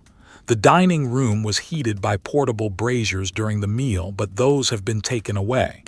The heat has fled. The cold has reclaimed the space. This is why the family does not sleep near here. This room is for the active hours. In the passive hours of the night, it belongs to the winter. The walls of the triclinium are painted with frescoes. They are ambitious scenes, landscapes of imaginary places, temples, forests, rivers. In the faint light, the painted figures on the walls seem to be watching us. A painted shepherd leans against a painted tree. A painted bird sits on a branch. They are frozen in an eternal summer, trapped on the plaster, while the real winter presses against the outside walls. We walk slowly around the perimeter of the room. We are tracing the path of the servants. In the corner there is a sideboard, a abacus. It is a marble table used to display the silver plate. Tonight it is empty. The silver is locked away in a strongbox. But one object remains, a glass pitcher. It was left behind by mistake, perhaps, or perhaps it was left for water in the morning. It is beautiful. The glass is thin, blown by a master craftsman. It has a blue tint. It catches the tiny amount of light in the room, perhaps starlight filtering through a crack in the shutters, and holds it, a single point of blue light in the darkness. The pitcher is empty. It is a vessel of air. The acoustics in this room are live. It is a large box with hard surfaces, stone floor, plaster walls, wooden ceiling. If you were to tap your finger on the table, the sound would be sharp. Tick. It would bounce off the walls. Tick, tick. But we do not tap. We respect the silence. We move to the window. It is a large window facing the garden we just left. It is covered by heavy wooden shutters folded back against the wall. But the window opening itself is filled with window pane oyster shells, lapis specularis. This is a translucent stone split into thin sheets. It lets in light but keeps out the wind. It is not clear like modern glass. It is cloudy, milky. Through the mica, the moonlight, if there were any, would look like a diffused glow. Tonight, it just looks like a lighter shade of black. We stand by the window. We can feel the cold radiating through the thin stone sheets. It is a barrier, but a fragile one. The dining room feels lonely. It is a room that needs people to make sense. Without the diners, without the food, without the noise, it is just a large, cold hall. But there is a beauty in this loneliness. It is the beauty of rest. The room is resting. The floor is resting from the weight of the feet. The table is resting from the weight of the dishes. We sit down on the edge of one of the couches. The linen sheet is cool. The mattress is firm. We look out at the empty room. We imagine the scene from hours ago, the lamps flickering, the smell of roasted pork and fish sauce, the warm wine. Now the smell is just dust and cold plaster. The shadows in the corners are deep. They look like velvet curtains. There is a small door in the back of the room. It leads to the service corridor, the path to the kitchen. It is the door the slaves used. It is narrow and humble compared to the grand entrance we came through. We stare at that small door. It is closed. In the silence, we can almost hear the settling of the dust. Millions of tiny particles floating in the air, slowly sinking down to the floor. It is a rain of invisibility. The Roman night is long. There are no streetlights outside to tell us that the world is still there. There is no hum of traffic. There is only the house. The house is a ship floating on a dark ocean of time, and we are the only passengers who are awake. Let us lie back on the couch for a moment, just for a moment. We stare up at the ceiling. It is a void. We cannot see the beams. We can only feel the height. It feels like sleeping in a cathedral. The cold is starting to seep into our clothes. The winter curse is real here. It is the reason the bedroom is so small. It is the reason the bed is so warm. This room is not for sleeping. It is for showing off. And in the dark, there is no one to show off to. So the room feels useless. And in that uselessness, there is peace. It has no purpose right now. It is just space. We sit up. We should keep moving. If we stay here too long, the cold will become uncomfortable. We stand up from the couch. The linen sheet rustles softly. We walk back towards the center of the room. We pass the purple stone table. We look at the painted walls one last time. The shepherd is still there. The bird is still there. They will be there for another 100 years, watching the dinners, watching the empty nights. We leave the triclinium. We step back into the corridor. The air in the hall feels slightly warmer than the dining room. We are moving now towards the front of the house again, but we are taking a different route. We are going to visit the vestibulum, the entrance, the place where the house meets the world. We walk down a long hallway. The walls here are plain. We pass a few doors, closed, silent. Behind them, storage rooms, or perhaps empty guest rooms. We do not open them. We leave them to their secrets. We reach the front of the house, the facies, the throat of the house. Here the floor slopes slightly upward towards the street. It is a mosaic of black and white depicting a dog on a chain. Cave Canem, beware of the dog. But the dog is made of stone. He does not bark. He does not bite. He just lies there on the floor guarding the silence. The front door is massive. It is the largest door in the house. Double doors made of bronze-plated oak. They are barred from the inside. A heavy wooden beam sits across the doors, resting in deep sockets in the stone walls. It is the lock. It is heavy and solid. We stand before the door. On the other side is the street. What is happening on the street? Nothing. The Roman city at night is a dangerous place, usually. But tonight it is too cold for thieves. It is too late for drunks. The street is empty. The paving stones are frozen. The fountains are dry. We can hear the wind whistling slightly through the crack under the door. A high, thin sound. Fee-yee. It is the sound of the outside trying to get in. But the door holds. The bar holds. We are safe inside. There is a small bench here, in the entryway. It is where a client might wait in the morning to see the patron. We sit on the bench. We look at the stone dog. The dog looks alert. His ears are perked up. His tail is curled, but he is two-dimensional. He is trapped in the floor. He is the perfect guardian for a boring history. He never sleeps, but he never moves. The light here is very dim. We are far from the kitchen fire. We are far from the bedroom lamp. We are in the grayest part of the house. It is a gray that sits on the eyes. It softens everything. We can see the outline of the door handles. Large bronze rings. They hang heavy and still. We think about the people who have walked through these doors. Senators, soldiers, merchants, slaves. They all walked over the stone dog. They all brought their noise and their business into the house. But now the house has digested them. They are gone. The house remains. The stone walls are the only permanent residence. We lean our head back against the wall. The plaster is cold. We close our eyes for a second. We listen to the wind again. Feye. It changes pitch. It goes lower, fu-wuo. Then it stops. The silence rushes back in. It fills the hallway like water filling a tank. We are submerged in silence. There is a feeling of timelessness here at the door. This could be the year 10 AD. It could be 100 AD. It could be 300 AD. The door is the same. The wind is the same. The night is the same. We are just waiting for the dawn, but the dawn is hours away. The concept of waiting implies that we want something to happen, but we don't. We are content with nothing happening. We are content with the stone dog and the wooden beam. We open our eyes. The gray light hasn't changed. We stand up. The bench creaks. We turn our back on the front door. We turn our back on the world outside.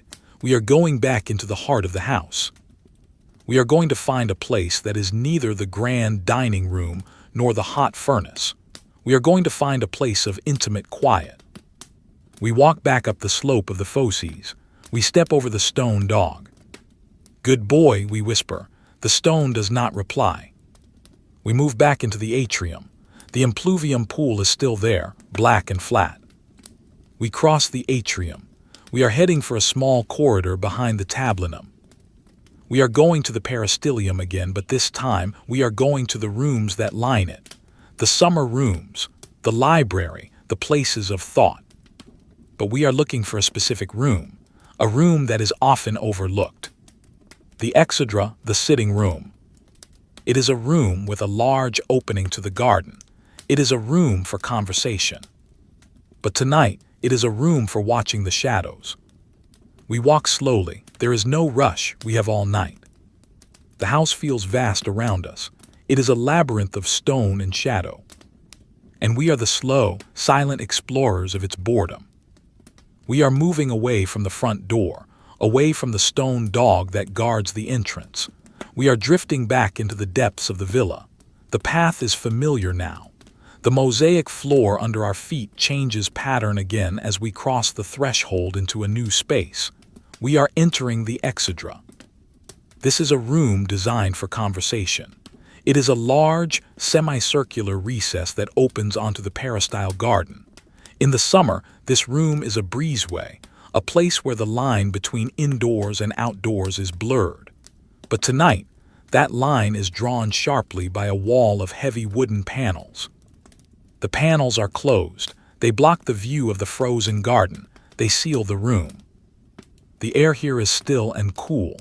It is a room of leisure, currently unused. It feels like a stage set after the actors have gone home. The walls of the exedra are painted in a deep, verdant green. It is the color of a forest shadow. As our eyes adjust to the darkness, we see that the walls are not just green. They are painted with a trompe-l'oeil effect, a trick of the eye. They depict a garden that is lush, blooming, and eternal. There are painted fences, painted fountains, painted ivy climbing up painted trellises. It is a ghost garden. We sit in the center of the room. There is a set of chairs here. These are not the reclining couches of the dining room. These are cathedri, high-backed chairs with curved legs. They are woven with willow or perhaps strips of leather. We sit in one. The wicker creaks softly, crrrk. The sound is dry. It reminds us that the wood is old. In front of the chairs there is a low table, and on the table there is a game. It is a board game, Ludus Latrunculorum, the game of mercenaries. It is a strategy game similar to chess or checkers, popular among soldiers and senators alike. The game has been left in progress. 2 players were sitting here perhaps in the late afternoon as the light was fading. They were moving the pieces. They were thinking. Then they stopped. They left the board exactly as it was. Let us look closely at the board. It is a slab of white marble, incised with a grid of lines. The grid is scratched into the stone, the lines slightly imperfect, filled with a bit of red dirt to make them visible. The pieces are scattered across the grid. They are small, round counters made of glass. Some are a dark, opaque blue. Others are a milky white. They look like frozen drops of water. Touch one of the blue pieces with your mind. It is smooth. It is cold. It has a small bubble of air trapped inside the glass, a tiny flaw from the moment it was made in a furnace years ago. The pieces are arranged in a formation of conflict. A line of white pieces is advancing on the left. A cluster of blue pieces is defending the center. One blue piece is surrounded by 2 whites. It is captured, but it has not been removed yet. It sits there, trapped between its enemies, waiting for a hand that will not come tonight. The strategy is frozen. The next move is suspended in the air. There is a profound boredom in an unfinished game. It is a logic puzzle that has been paused. There is no tension anymore. There is only the geometry of the positions. The white pieces reflect the faint light from the hallway. They glimmer dully. The blue pieces absorb the light. They are dark holes on the white marble board. We watch the board. We wait for a piece to move, but of course it does not. Physics is the only player here now. Friction holds the glass pieces in place. Gravity pulls them down against the marble. To the side of the table there is a small bone die. It is a cube carved from animal bone. The corners are rounded from years of rolling. It sits on the table showing the number 6, the Venus throw. It is a lucky throw, but the luck has run out for the night. The die sits there, a small white cube in the vast darkness. Let us lean back in the wicker chair. The woven back presses against our spine. It is a firm, supportive pressure. The room is silent, but it is a different silence than the kitchen. The kitchen silence was a pause in work. This silence is a pause in play. It feels lighter. It feels less heavy.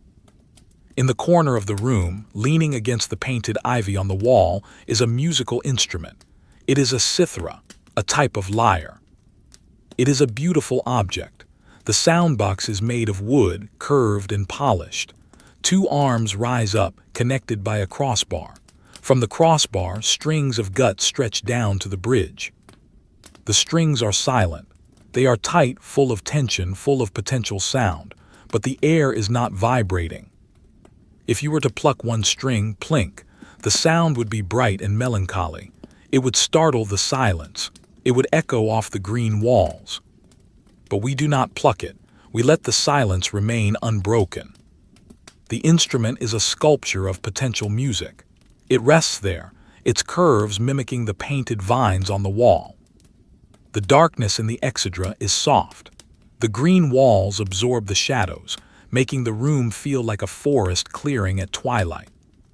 We look back at the wooden panels that block the garden. There is a tiny crack between two of the boards, a hairline fracture in the wood. We lean forward and put our eye to the crack. We can see a sliver of the outside world. We see a single leaf of the box hedge. It is covered in frost. The frost crystals sparkle faintly, even in the dark. They are jagged, sharp, geometric. The leaf is still. It is frozen solid. We pull back. The room feels warmer by comparison. We return our gaze to the game board. The glass pieces are still there. The blue army, the white army. They are waiting for the morning. They are waiting for the players to return, to drink their warm wine, to laugh, to slide the glass across the stone. Click-clack. But for now, they are just stones. There is a small shelf on the wall. On it sits a scroll case. It is a leather bucket, cylindrical, used to hold rolls of papyrus. It is capped. What is inside? A play by Plautus, a history by Livy. It doesn't matter. The words are rolled up. They are facing the inside of the leather case. They are dark. The room is a collection of silent voices. The silent game, the silent instrument, the silent books. It is a library of pauses. We rest our hands on the armrests of the chair. The wood is smooth, polished by the oil from human skin over many years. It feels familiar. We are the unseen guest in the night. We are sitting in the master's chair, watching his game. The pacing of the night is slow. It is a glacier moving. We can feel the house settling again, a soft thump from somewhere above, a roof tile shifting, a bird landing on the roof. It is a distant sound. It does not concern us. We look at the floor. It is a simple pattern here. Large squares of colored marble, yellow from Numidia, green from Thessaly, red from Egypt. The empire is under our feet, but here it is just cut stone, cold and flat. The yellow stone looks like honey in the dark. The green stone looks like the sea. We trace the line between the stones with our eyes. It is a straight, gray line of mortar. It runs from the wall to the table. It disappears under the table leg. We follow the line. It is a journey for the eyes. Everything in this room is designed to be looked at, but in the dark, the designs are muted. The colors are grayed out. The luxury is hidden. What remains is the form, the shape of the chair, the square of the table, the curve of the lyre. These shapes are comforting. They are solid. They are real. The air is getting colder. The heat from the day has almost completely dissipated from this room. The winter curse is creeping in through the crack in the wooden panels. We wrap our imaginary cloak tighter. The wool is scratchy but warm. We stare at the bone die again. 6 dots, 6 small drilled holes filled with black paint. 1, 2, 3, 4, 5, 6. We count them slowly. We imagine the hand that threw the die, a hand with a gold ring, a hand that is now relaxed in sleep. The die is the only element of chance in the room. Everything else is ordered. The board is a grid. The walls are painted in patterns. The floor is geometric. But the die is random. It landed this way by accident. It is a tiny monument to chaos, sitting on a table of order. The contrast is boringly profound. We breathe out. A faint wisp of white mist appears in the air. We can see our own breath now. The temperature has dropped that much. It is time to move, To stay still is to get cold. We stand up from the wicker chair, CRRRK. We look at the painted garden on the wall one last time. The painted birds do not fly.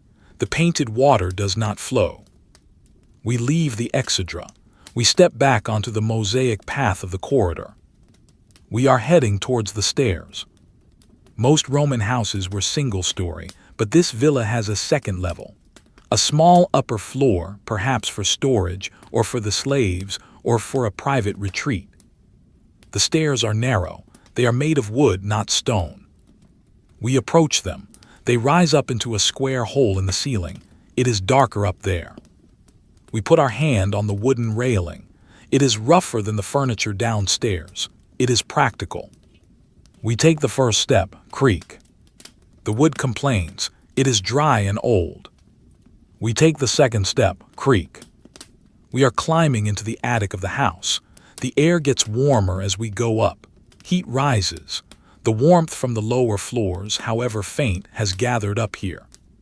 We ascend slowly, step by step, into the upper shadows. We are leaving the world of mosaics and fountains. We are entering the world of timber and dust. The ceiling of the stairwell is low. We have to duck our heads slightly. We reach the top landing. It is a different world up here. The floor is made of wide wooden planks. They are uneven. There are gaps between them. Through the gaps, if we looked closely, we might see the faint light of the atrium below. But we look forward. We are in a long, low hallway under the eaves of the roof. The ceiling slopes down on both sides. We are directly under the tiles. We can hear the wind better up here. It brushes against the roof tiles, scrape, hush. It is a closer sound. We are separated from the night sky only by a layer of terracotta and wood. The air smells of dry timber and old dust. It is a dry attic smell. There are doors along this hallway, small, low doors. Behind them are the rooms of the household staff, the slaves, the freedmen. We do not open these doors. We can hear the faint sounds of sleep from behind them, the rhythm of breathing, a rustle of straw. These are the people who keep the house alive, and they are all asleep. We walk down the center of the hallway. The floorboards bow slightly under our weight. At the end of the hall there is a window. It is small, round, like an eye. It is open to the air, no glass, just a wooden shutter that is propped open slightly. We walk towards it. We are drawn to the fresh air. We stand at the end of the hall. We look out the small window. We are high up now. We can see the roof of the peristyle below. We can see the ridges of the tiles stretching out like furrows in a field. And beyond the house, we can see the hills. They are dark shapes against the slightly lighter sky. They are the Roman countryside, silent, empty. There are no lights out there, no cities, no cars, just the dark earth. It is a view of absolute solitude. We stand there, looking out from the attic of the Roman villa. We are the watchers on the wall. The cold wind hits our face. It wakes us up, but in a gentle way. It reminds us that we are alive in a dead landscape. We turn back to the hallway, the dark tunnel of wood. We have explored the ground. We have explored the heights. The house is a shell, a container for sleep. We are just floating through it. We decide to go back down. The attic feels too exposed to the wind. We want the solid stone again. We walk back to the stairs. We descend a creak, creak, creak. We are back on the ground floor.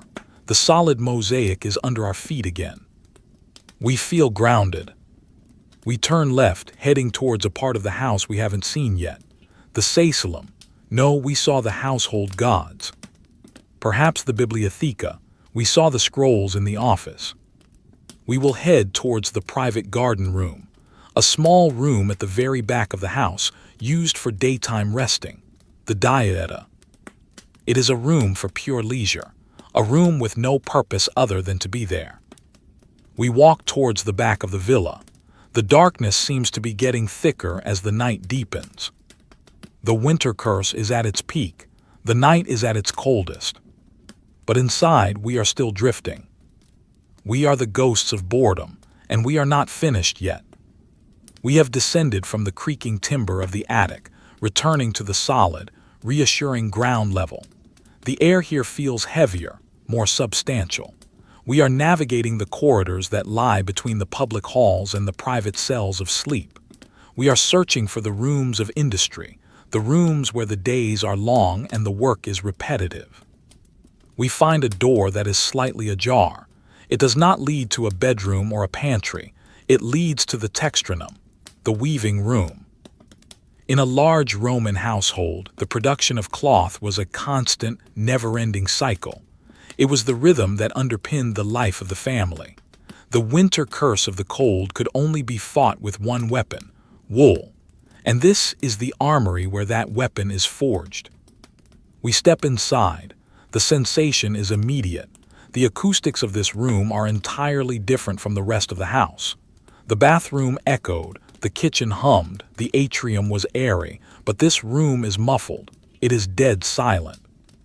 The reason is the material. The room is filled with soft things, baskets of raw wool, stacks of folded linen, skeins of yarn hanging from pegs. These soft surfaces absorb every sound. Our footsteps, usually a soft slap on the stone, are swallowed up here. The smell is distinct. It is the smell of the animal. It is the scent of raw, unwashed wool, rich, oily, and heavy. It smells of lanolin. It is a smell that clings to the back of the nose. It is not unpleasant, it is organic. It smells of the hillside and the flock. Dominating the room, rising up like a great wooden skeleton against the far wall, is the loom, the tela. It is a warp-weighted loom, the standard engine of Roman textile production. It stands upright, two great vertical beams of timber leaning slightly against the wall. A crossbeam at the top holds the warp threads, the vertical strings that form the backbone of the cloth. Let us stand before this machine. It is a monument to patience. Hundreds of thin wool threads hang down from the top beam. They are pulled tight, straight and parallel. They look like the strings of a silent harp. At the bottom of these threads near the floor hang the weights, the pondera. Look at them closely. They are donut-shaped stones or perhaps fired clay rings. They are tied to bundles of the warp threads. Their sole purpose is to use gravity to keep the strings taut. There are dozens of them hanging in two even rows.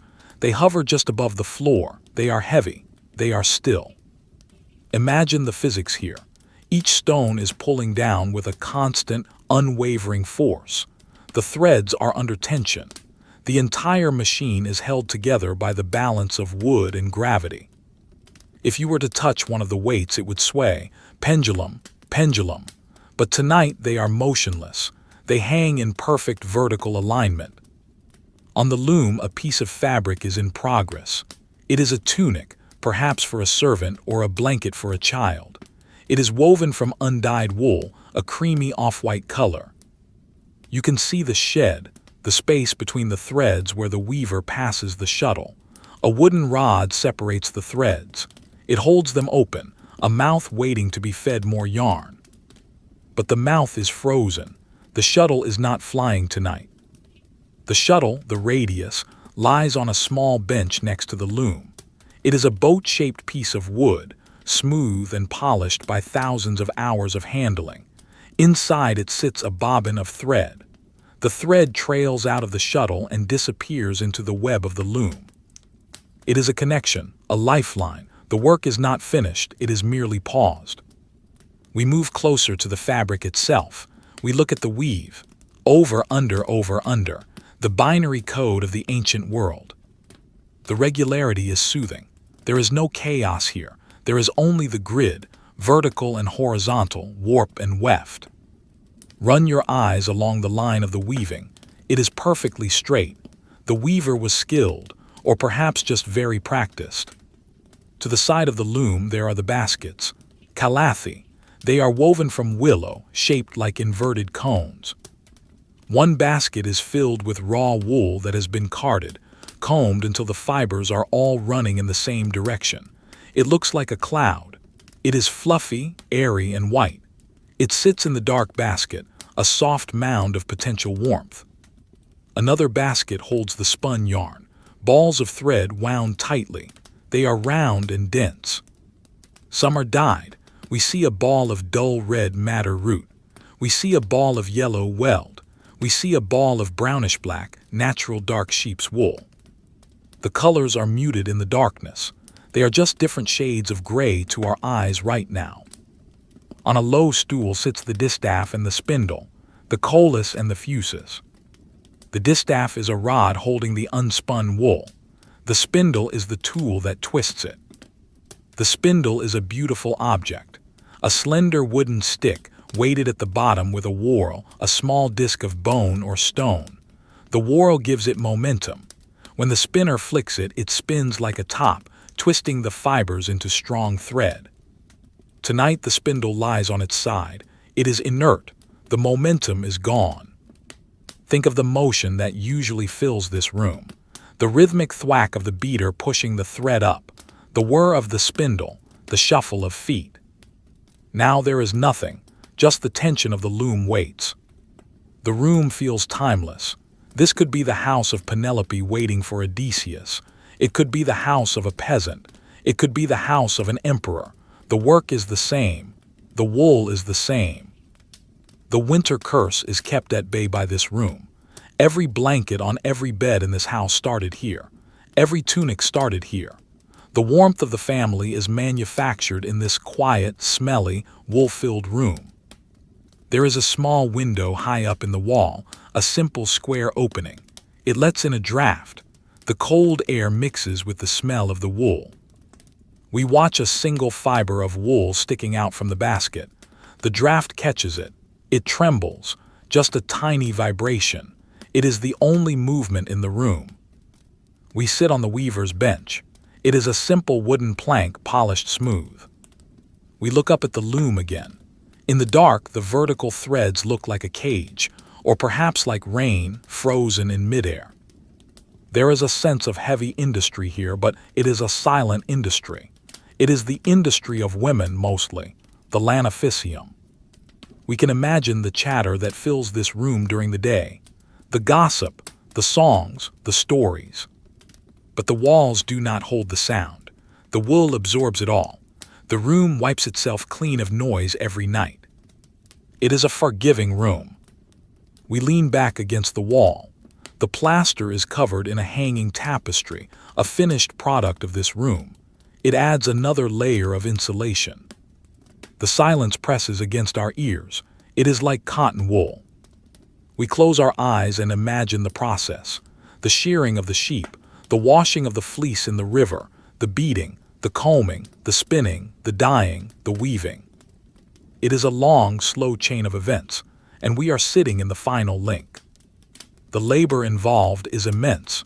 To make one tunic takes weeks. To make a blanket takes longer. This makes the objects in the house precious. A blanket is not just a thing, it is time. It is months of someone's life woven together. We open our eyes, the loom is still there, the weights haven't moved. We feel a deep respect for this room. It is the engine room of comfort. We stand up. We are careful not to bump into the baskets. We do not want to disturb the clouds of wool. We move towards the door. We take one last look at the spindle lying on the stool. It looks like a sleeping dancer. We leave the textrinum. We close the door softly. The smell of lanolin is cut off. We are back in the neutral air of the corridor. We continue our drift through the house. We are looking for the dieta, the private garden room. We walk towards the back of the villa, past the kitchen garden, which we cannot see, but we know is there. We are looking for a small structure, perhaps slightly detached or at the very end of a wing. We find it, a small door painted blue. We open it and step inside. The dieta is a room built for rest, not sleep but rest, daytime rest. It is a solarium of sorts. One entire wall is made of windows, large, folding doors with panes of lapis specularis mica. They face southeast to catch the morning sun. But now they face the dark valley. We walk to the windows. The mica is cloudy, but we can see the outline of the landscape. The ground drops away here. The villa is built on a slope. We are looking out over the tops of olive trees in the orchard below. They are just dark, rounded shapes, like sleeping sheep. The room itself is simple. It is intimate. There is a daybed here, a lectus. It is narrower than the bed in the master bedroom. It is designed for a single person to lie down and read or think or nap. It is covered in a silk throw, a luxury item from the East. The silk is cool and smooth. It rustles like dry leaves when we brush against it. Next to the daybed is a small round table. On it sits a glass cup, half full of water. A fly is floating on the surface of the water. It is dead, or perhaps just frozen. It is a tiny black dot in the circle of liquid. The water is still, the fly is still. There is a niche in the wall filled with scrolls, but these are not the accounts of the office. These are poetry, Greek verse, philosophy. The winter curse of separation means that this room, too, is abandoned at night. It is too far from the furnace. It is too much glass. It loses heat quickly. We can feel the cold radiating from the window wall. It is a wall of ice. But the view of the darkness is perfect. We sit on the daybed, wrapping our imaginary cloak around us. We look out through the mica. We can see the faint glow of the stars now. The clouds have broken up even more. The constellation of Orion, the hunter, is rising in the sky. The Romans knew these stars. They used them to tell the seasons. They used them to navigate. Orion looks cold. His belt of 3 stars is sharp and bright. We are connecting with the sky. The roof of the villa is gone for a moment, metaphorically. We are just a consciousness sitting on a hill, looking at the galaxy. The silence here is expansive. It is not the muffled silence of the wool room. It is the vast, open silence of the outdoors, separated from us by a thin sheet of stone. We can hear a dog bark miles away in the valley, rough. The sound travels far in the cold air. It is a lonely sound. It emphasizes the distance between us and the rest of the world. Then silence returns. We look around the small room. The walls are painted with birds, not the garden birds of the Exedra, but exotic birds, peacocks, parrots. They are colorful, even in the dark. They add a touch of whimsy to the cold night. There is a small mosaic on the floor here, a geometric pattern of a maze, a labyrinth. The lines twist and turn, leading to the center. We trace the maze with our eyes, left, right, up, down, around. It is a meditation. We reach the center of the maze. There is a small picture there, a tiny minotaur, no, just a flower, a simple rose. The journey of the maze ends in a flower. We lean back on the silk throw. It is slippery. It feels like water against the skin. This room is a luxury. It is a space that doesn't need to exist, but does. It is a testament to the surplus of the empire. But tonight, it is just a cold box with a view. We check the time not by a clock but by the feeling in our bones. It must be the 4th watch, the time before the dawn, the coldest time. The winter curse is deepest now. The sleepers in the separate bedrooms are huddled tight under their wool. The fire in the furnace is being fed another log by the weary slave. And we are here in the glass room, watching the stars. The stillness is absolute. The wind has stopped completely. The olive trees are motionless. It is a moment of perfect equilibrium, the balance point of the night. We feel a sense of heaviness. Our eyelids feel like the lead weights on the loom. Gravity is pulling them down. We are part of the house now. We are as still as the statues. We are as silent as the wool. We have seen the work. We have seen the rest. But there is still more to see. We haven't been to the underground, the storage of the oil, the cryptoporticus, the hidden passages. We stand up from the daybed. The silk whispers. We turn away from the window and the stars. We turn back to the door. We are going to go down, deep down, to the foundations of the house, to the place where the summer heat is stored in the winter, and the winter cold is stored in the summer. We open the blue door. We step back into the corridor. We are ready for the descent. We leave the blue door of the dieta behind us. We turn away from the view of the stars and the frozen olive orchard. We are moving inward again, seeking the center of the villa's gravity. We find a staircase that leads down. It is not the creaky wooden stair that led to the attic. This is a stone stair. Massive blocks of gray tough rock, cut square and set into the earth. We place a hand on the wall to guide us. The plaster here is rough, unpainted. It feels damp.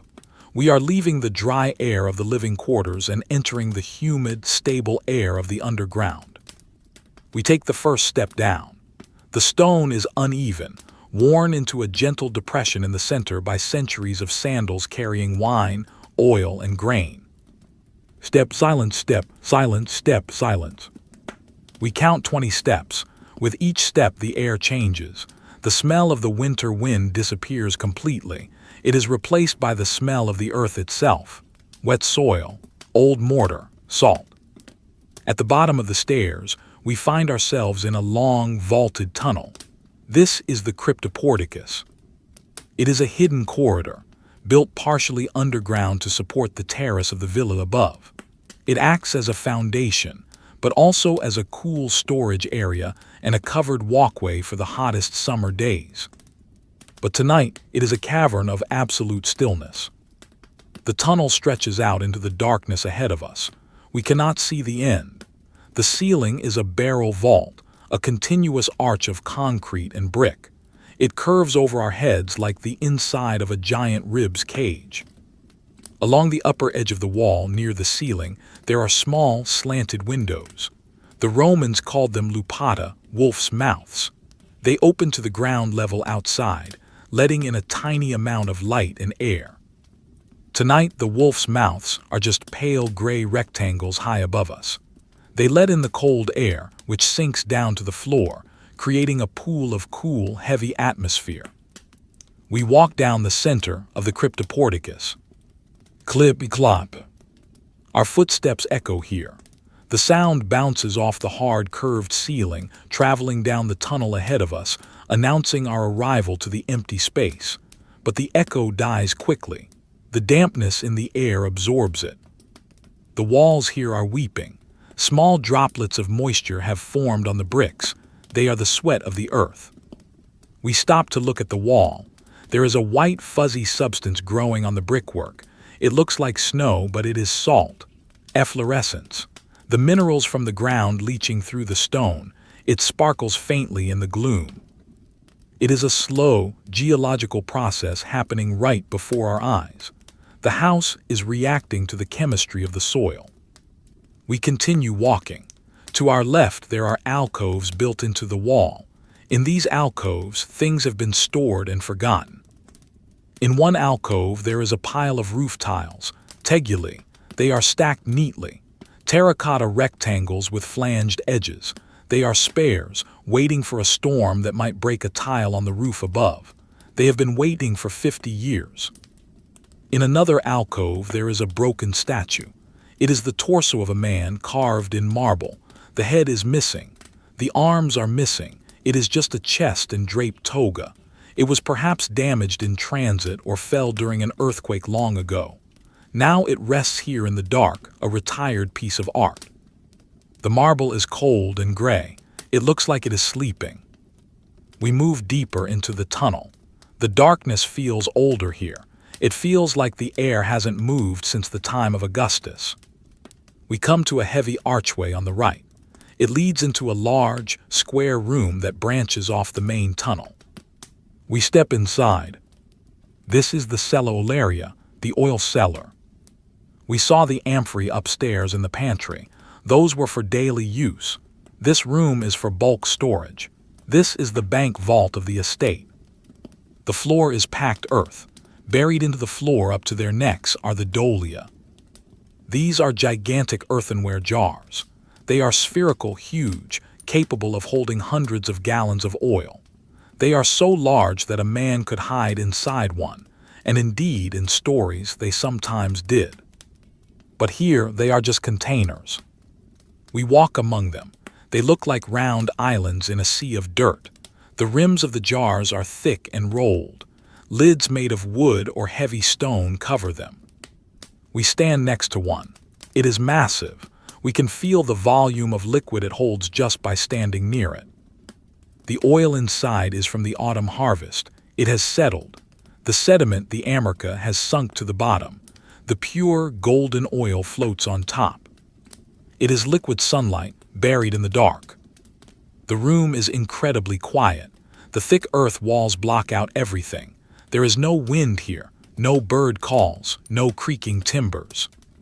It is a silence that presses against the eardrums, a vacuum of sound. We place our hand on the rim of a dolium. The clay is freezing. The ground temperature is constant, cool, and preserving. This oil will last for years. It is patience in liquid form. In the corner of the room there is a small movement, a spider. It is a cellar spider, long, thin legs. It hangs in a web that stretches between the wall and the curve of a jar. The spider is not moving. It is waiting. It is the guardian of the oil. In a room where nothing happens, the spider is the king. We look at the web. It is covered in dust. It is a gray lace. It sways slightly as we breathe. The winter curse does not exist here. Winter, summer, spring, autumn, it is all the same in the cellar. It is a seasonless void. This is the foundation of the Roman peace, the ability to store food, to keep it safe, to defy the seasons. We feel a sense of security here. It is a primal feeling. We are in the cave. The bear is outside, the storm is outside, but we are inside with the oil. We leave the room of the giant jars. We step back into the long tunnel of the cryptoporticus. We walk further. The tunnel turns a corner. Here, the floor is damp. A small drain runs down the center of the corridor. A trickle of water is moving through it. Drip, trickle. It is groundwater being channeled away from the foundations. It is a tiny, underground river. We follow the water. The air gets slightly fresher. There is a draft coming from ahead. We are approaching the other end of the tunnel. It leads up to the service courtyard, near the furnace we visited hours ago. But we do not go out. We stop at the base of the exit ramp. We look up the slope. We can see the night sky through the archway at the top. It is a deep, dark blue now, not black, blue. The color is changing, very, very slowly. We turn around. We look back down the long, dark throat of the cryptoporticus. It is a masterpiece of engineering, concrete and brick, standing firm against the weight of the hill. We decide to retrace our steps. We want to go back to the center of the house for the final transition. We walk back, past the trickling drain, past the oil cellar, past the broken statue, past the stack of tiles. The rhythm of our walking is hypnotic. Left foot, right foot, echo, echo. We reach the stone stairs again. We look up. The top of the stairs is dark but lighter than down here. We begin the ascent. Climbing is harder than descending. We feel the gravity pulling us back towards the center of the earth, but we push against it. Step 1, step 2, step 3. We are rising out of the underworld. We emerge back into the corridor near the dieta. The air feels thin and dry after the heavy dampness of the tunnel. We walk back towards the atrium. The house feels different now. We have seen its bones. We have seen its guts. We have seen its brain. It is a complete organism, and it is sleeping. We enter the atrium again. The oil lamp we left burning in the master bedroom. Is it still burning? Let us drift towards that red-walled room one last time. We stand outside the door. We listen. Silence, deep, rhythmic breathing. The master is still asleep. The wool blankets are doing their job. The hypocaust is doing its job. We move to the tablinum, the office. The ancestor bust is still staring. We move to the triclinium, the dining room. The glass pitcher is still holding the blue starlight. Everything is exactly where we left it.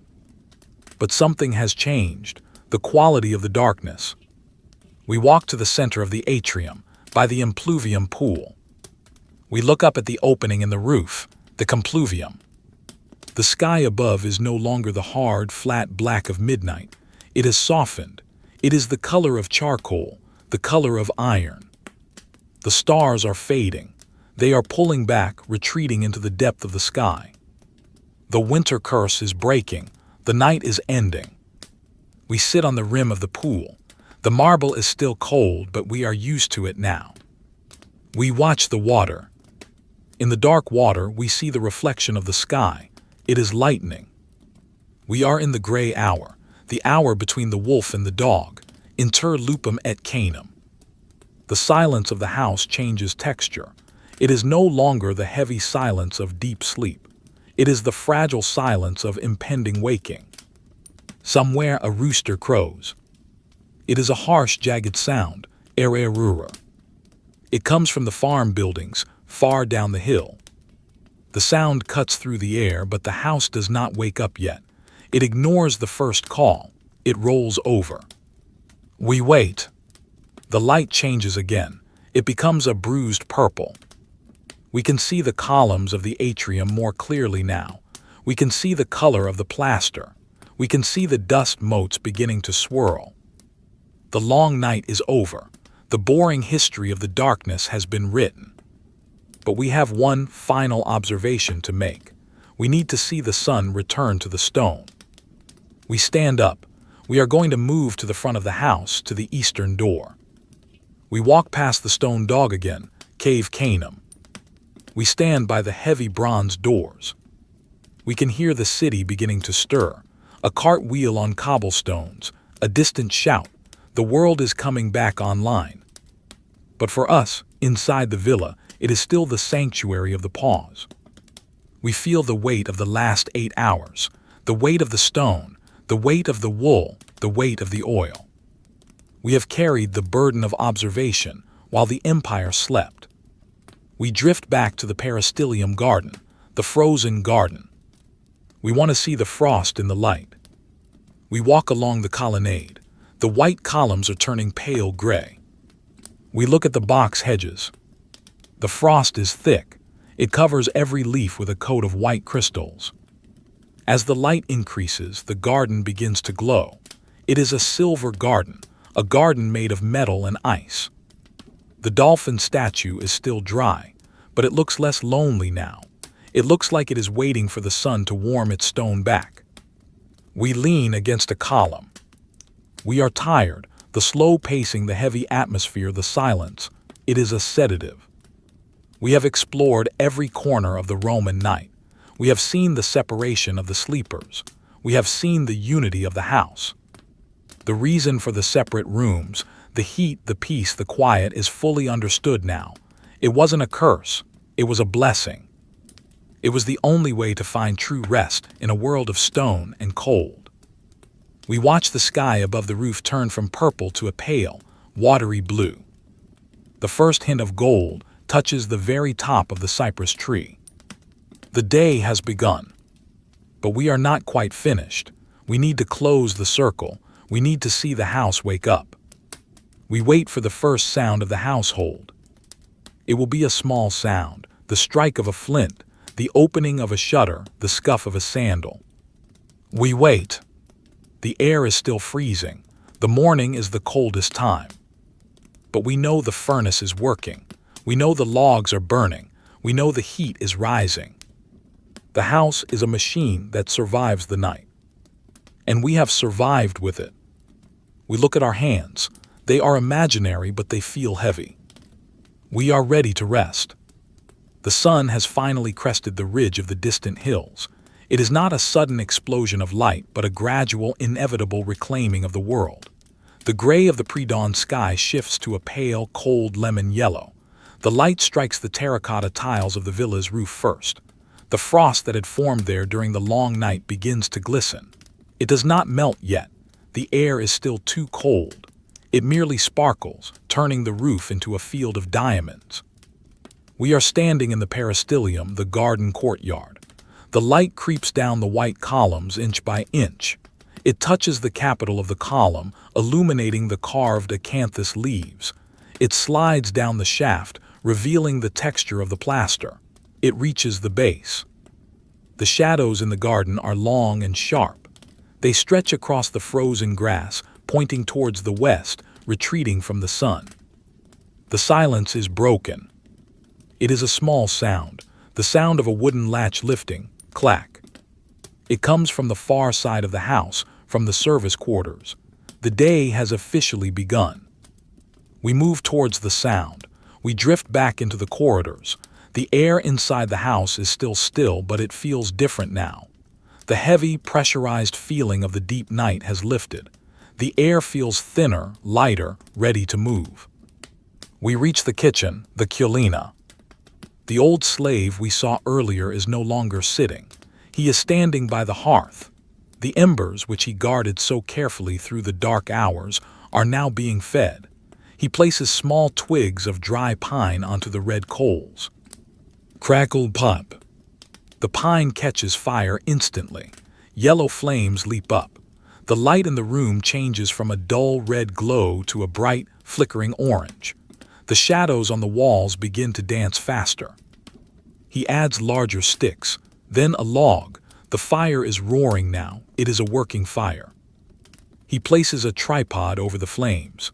On the tripod, he sets a bronze pot filled with water. The water is cold. We can see the condensation forming on the outside of the metal. Soon it will boil. Soon there will be steam. But for now, we just watch the water heat up, minute by minute, bubble by tiny bubble forming on the bottom of the pot. Another figure enters the kitchen. A woman. She carries a basket of grain. She begins the rhythmic work of the morning. She takes a handful of grain and puts it into a stone quern, a hand mill. Grind, grind, grind. It is a low, repetitive sound.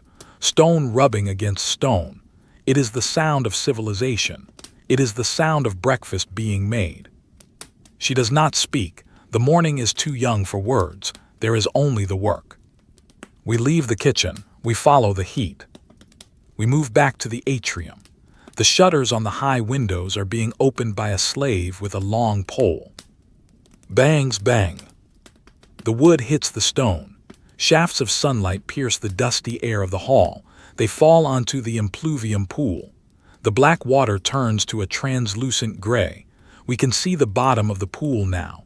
A few pennies are scattered there, offerings from the week before. The house is waking up in sections, like a large animal stretching its limbs. We approach the master's bedroom, the red-walled cubiculum. The door opens. A body servant steps out carrying a basin of water. He leaves the door ajar. We peer inside. The room is still dim, but the light from the hallway spills in. The master of the house is awake. He sits on the edge of the bed. His feet are resting on a footstool, keeping them off the floor, although the floor is still pleasantly warm from the hypocaust. He is rubbing his face with his hands. It is a universal gesture, the transition from the dream world to the real world. He stands up. He is wearing his tunica interior, the undertunic he slept in. It is wrinkled. The servant returns. He places the basin on a small stand. A towel is draped over his arm. The master washes his face. He cups the water in his hands. It splashes. SBLSHHH. He rubs the cold water into his eyes. He takes the towel. It is rough linen. He dries his face. He takes a deep breath. Haya. The air in the room smells of the night's sleep, of wool and breath, and of the morning's freshness coming from the door.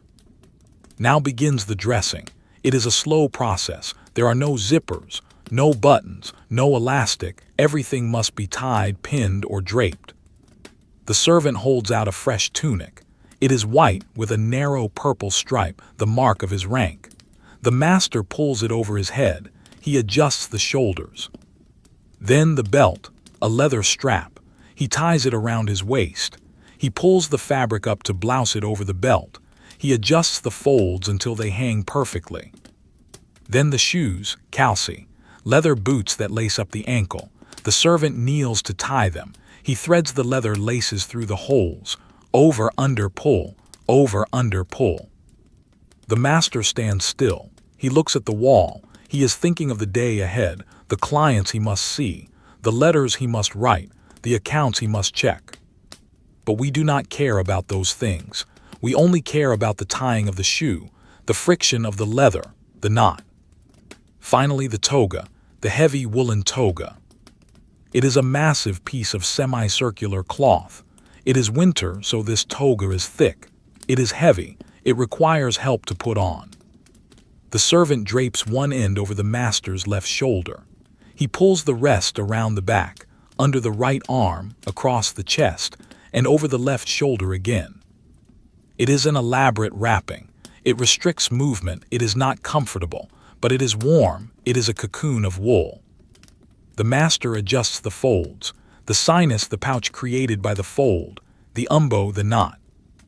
He is now a Roman citizen. He is armored in wool. He steps out of the bedroom. He leaves the warm, small cell and enters the large, cooler atrium. He walks to the lararium, the shrine we saw last night. The small bronze gods are waiting. He takes a pinch of incense from a small box. He drops it onto a small burner where a coal has been placed. Puff! A tiny cloud of fragrant smoke rises. It smells of frankincense. It drifts up towards the open roof. He says a few words, a mutter, a routine prayer, guard the house, guard the family. It is done. The spiritual duty is complete. Now breakfast, the gentaculum. He does not go to the dining room. That is for the evening. He stands in the atrium or perhaps sits on a simple stool. A servant brings a tray. On it, a round loaf of bread, pannies. It is dense whole wheat bread. There is a small bowl of olives, a piece of cheese, a cup of water mixed with a little wine. It is a humble meal, boring, essential. He breaks the bread, crack, crumbs fall onto his toga, he brushes them off.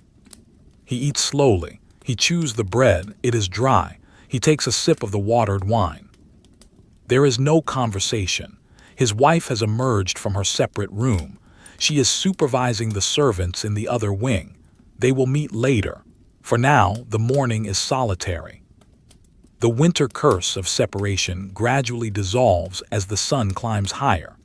The family members move from their private, warm pockets into the shared, public spaces. The front door, the great bronze door with the bar, is unbarred. Thud, scrape, kriyak. The heavy doors swing open. The light of the street floods in. The noise of the street floods in. We see the street for the first time. It is paved with large polygonal stones. A cart is passing by, pulled by 2 oxen. The driver shouts, "Hup, hup." A neighbor walks by, wrapped in a brown cloak. He nods at the doorman. The insulation is broken. The house is connected to the world again. We stand in the fauces, the throat of the house. We look out at the bright, cold morning. The stone dog on the floor is now fully illuminated. He looks fierce in the sunlight. Clients begin to arrive for the salutatio. Men in togas looking for favors, for food, for legal help. They gather in the vestibule. They murmur to each other. Their breath makes clouds in the cold air. The silence of the night is completely gone. It has been replaced by the hum of business, the negotium. But we are not part of the business.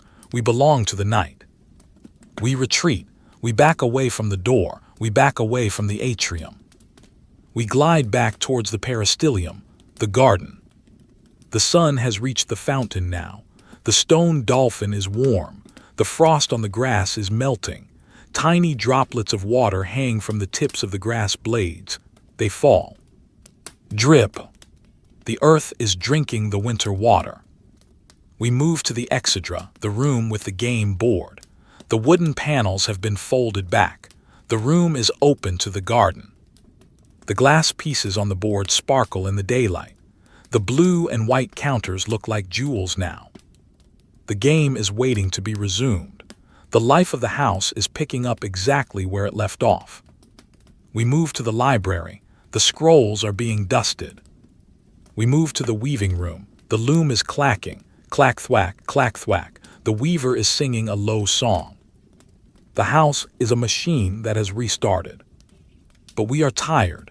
We have watched for 8 hours.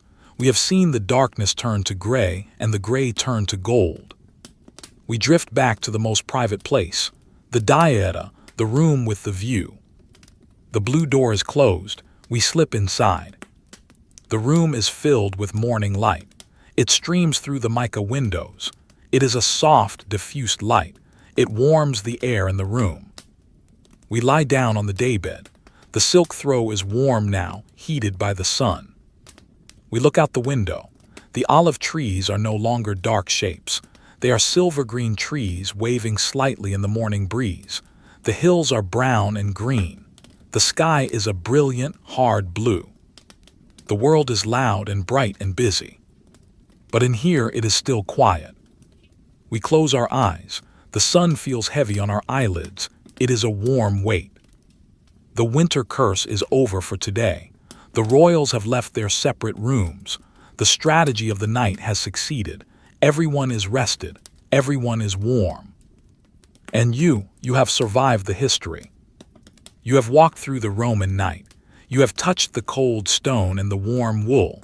You have smelled the oil and the smoke. You have heard the silence. There is nothing left to see. The history books are closed. The dates do not matter. The names do not matter. All that matters is the feeling of the sun on your face and the knowledge that the house is safe. The hypocaust is burning. The walls are standing. The day is proceeding as it has for 1,000 years. You do not need to pay attention anymore. The Romans have everything under control. The details are fading. The colors are fading. The sound of the loom is becoming a distant rhythm, like a heartbeat, thump, thump, thump, thump. The sound of the cart on the street is fading. There is only the warmth and the drift, drifting back, back from the Roman Empire, back from the winter, back from the stone. You are safe in your own time, in your own bed. The history is boring, and that is good. Boredom is peace. Peace is sleep. Sleep. The villa is gone. The sun is gone. There is only quiet. Good night.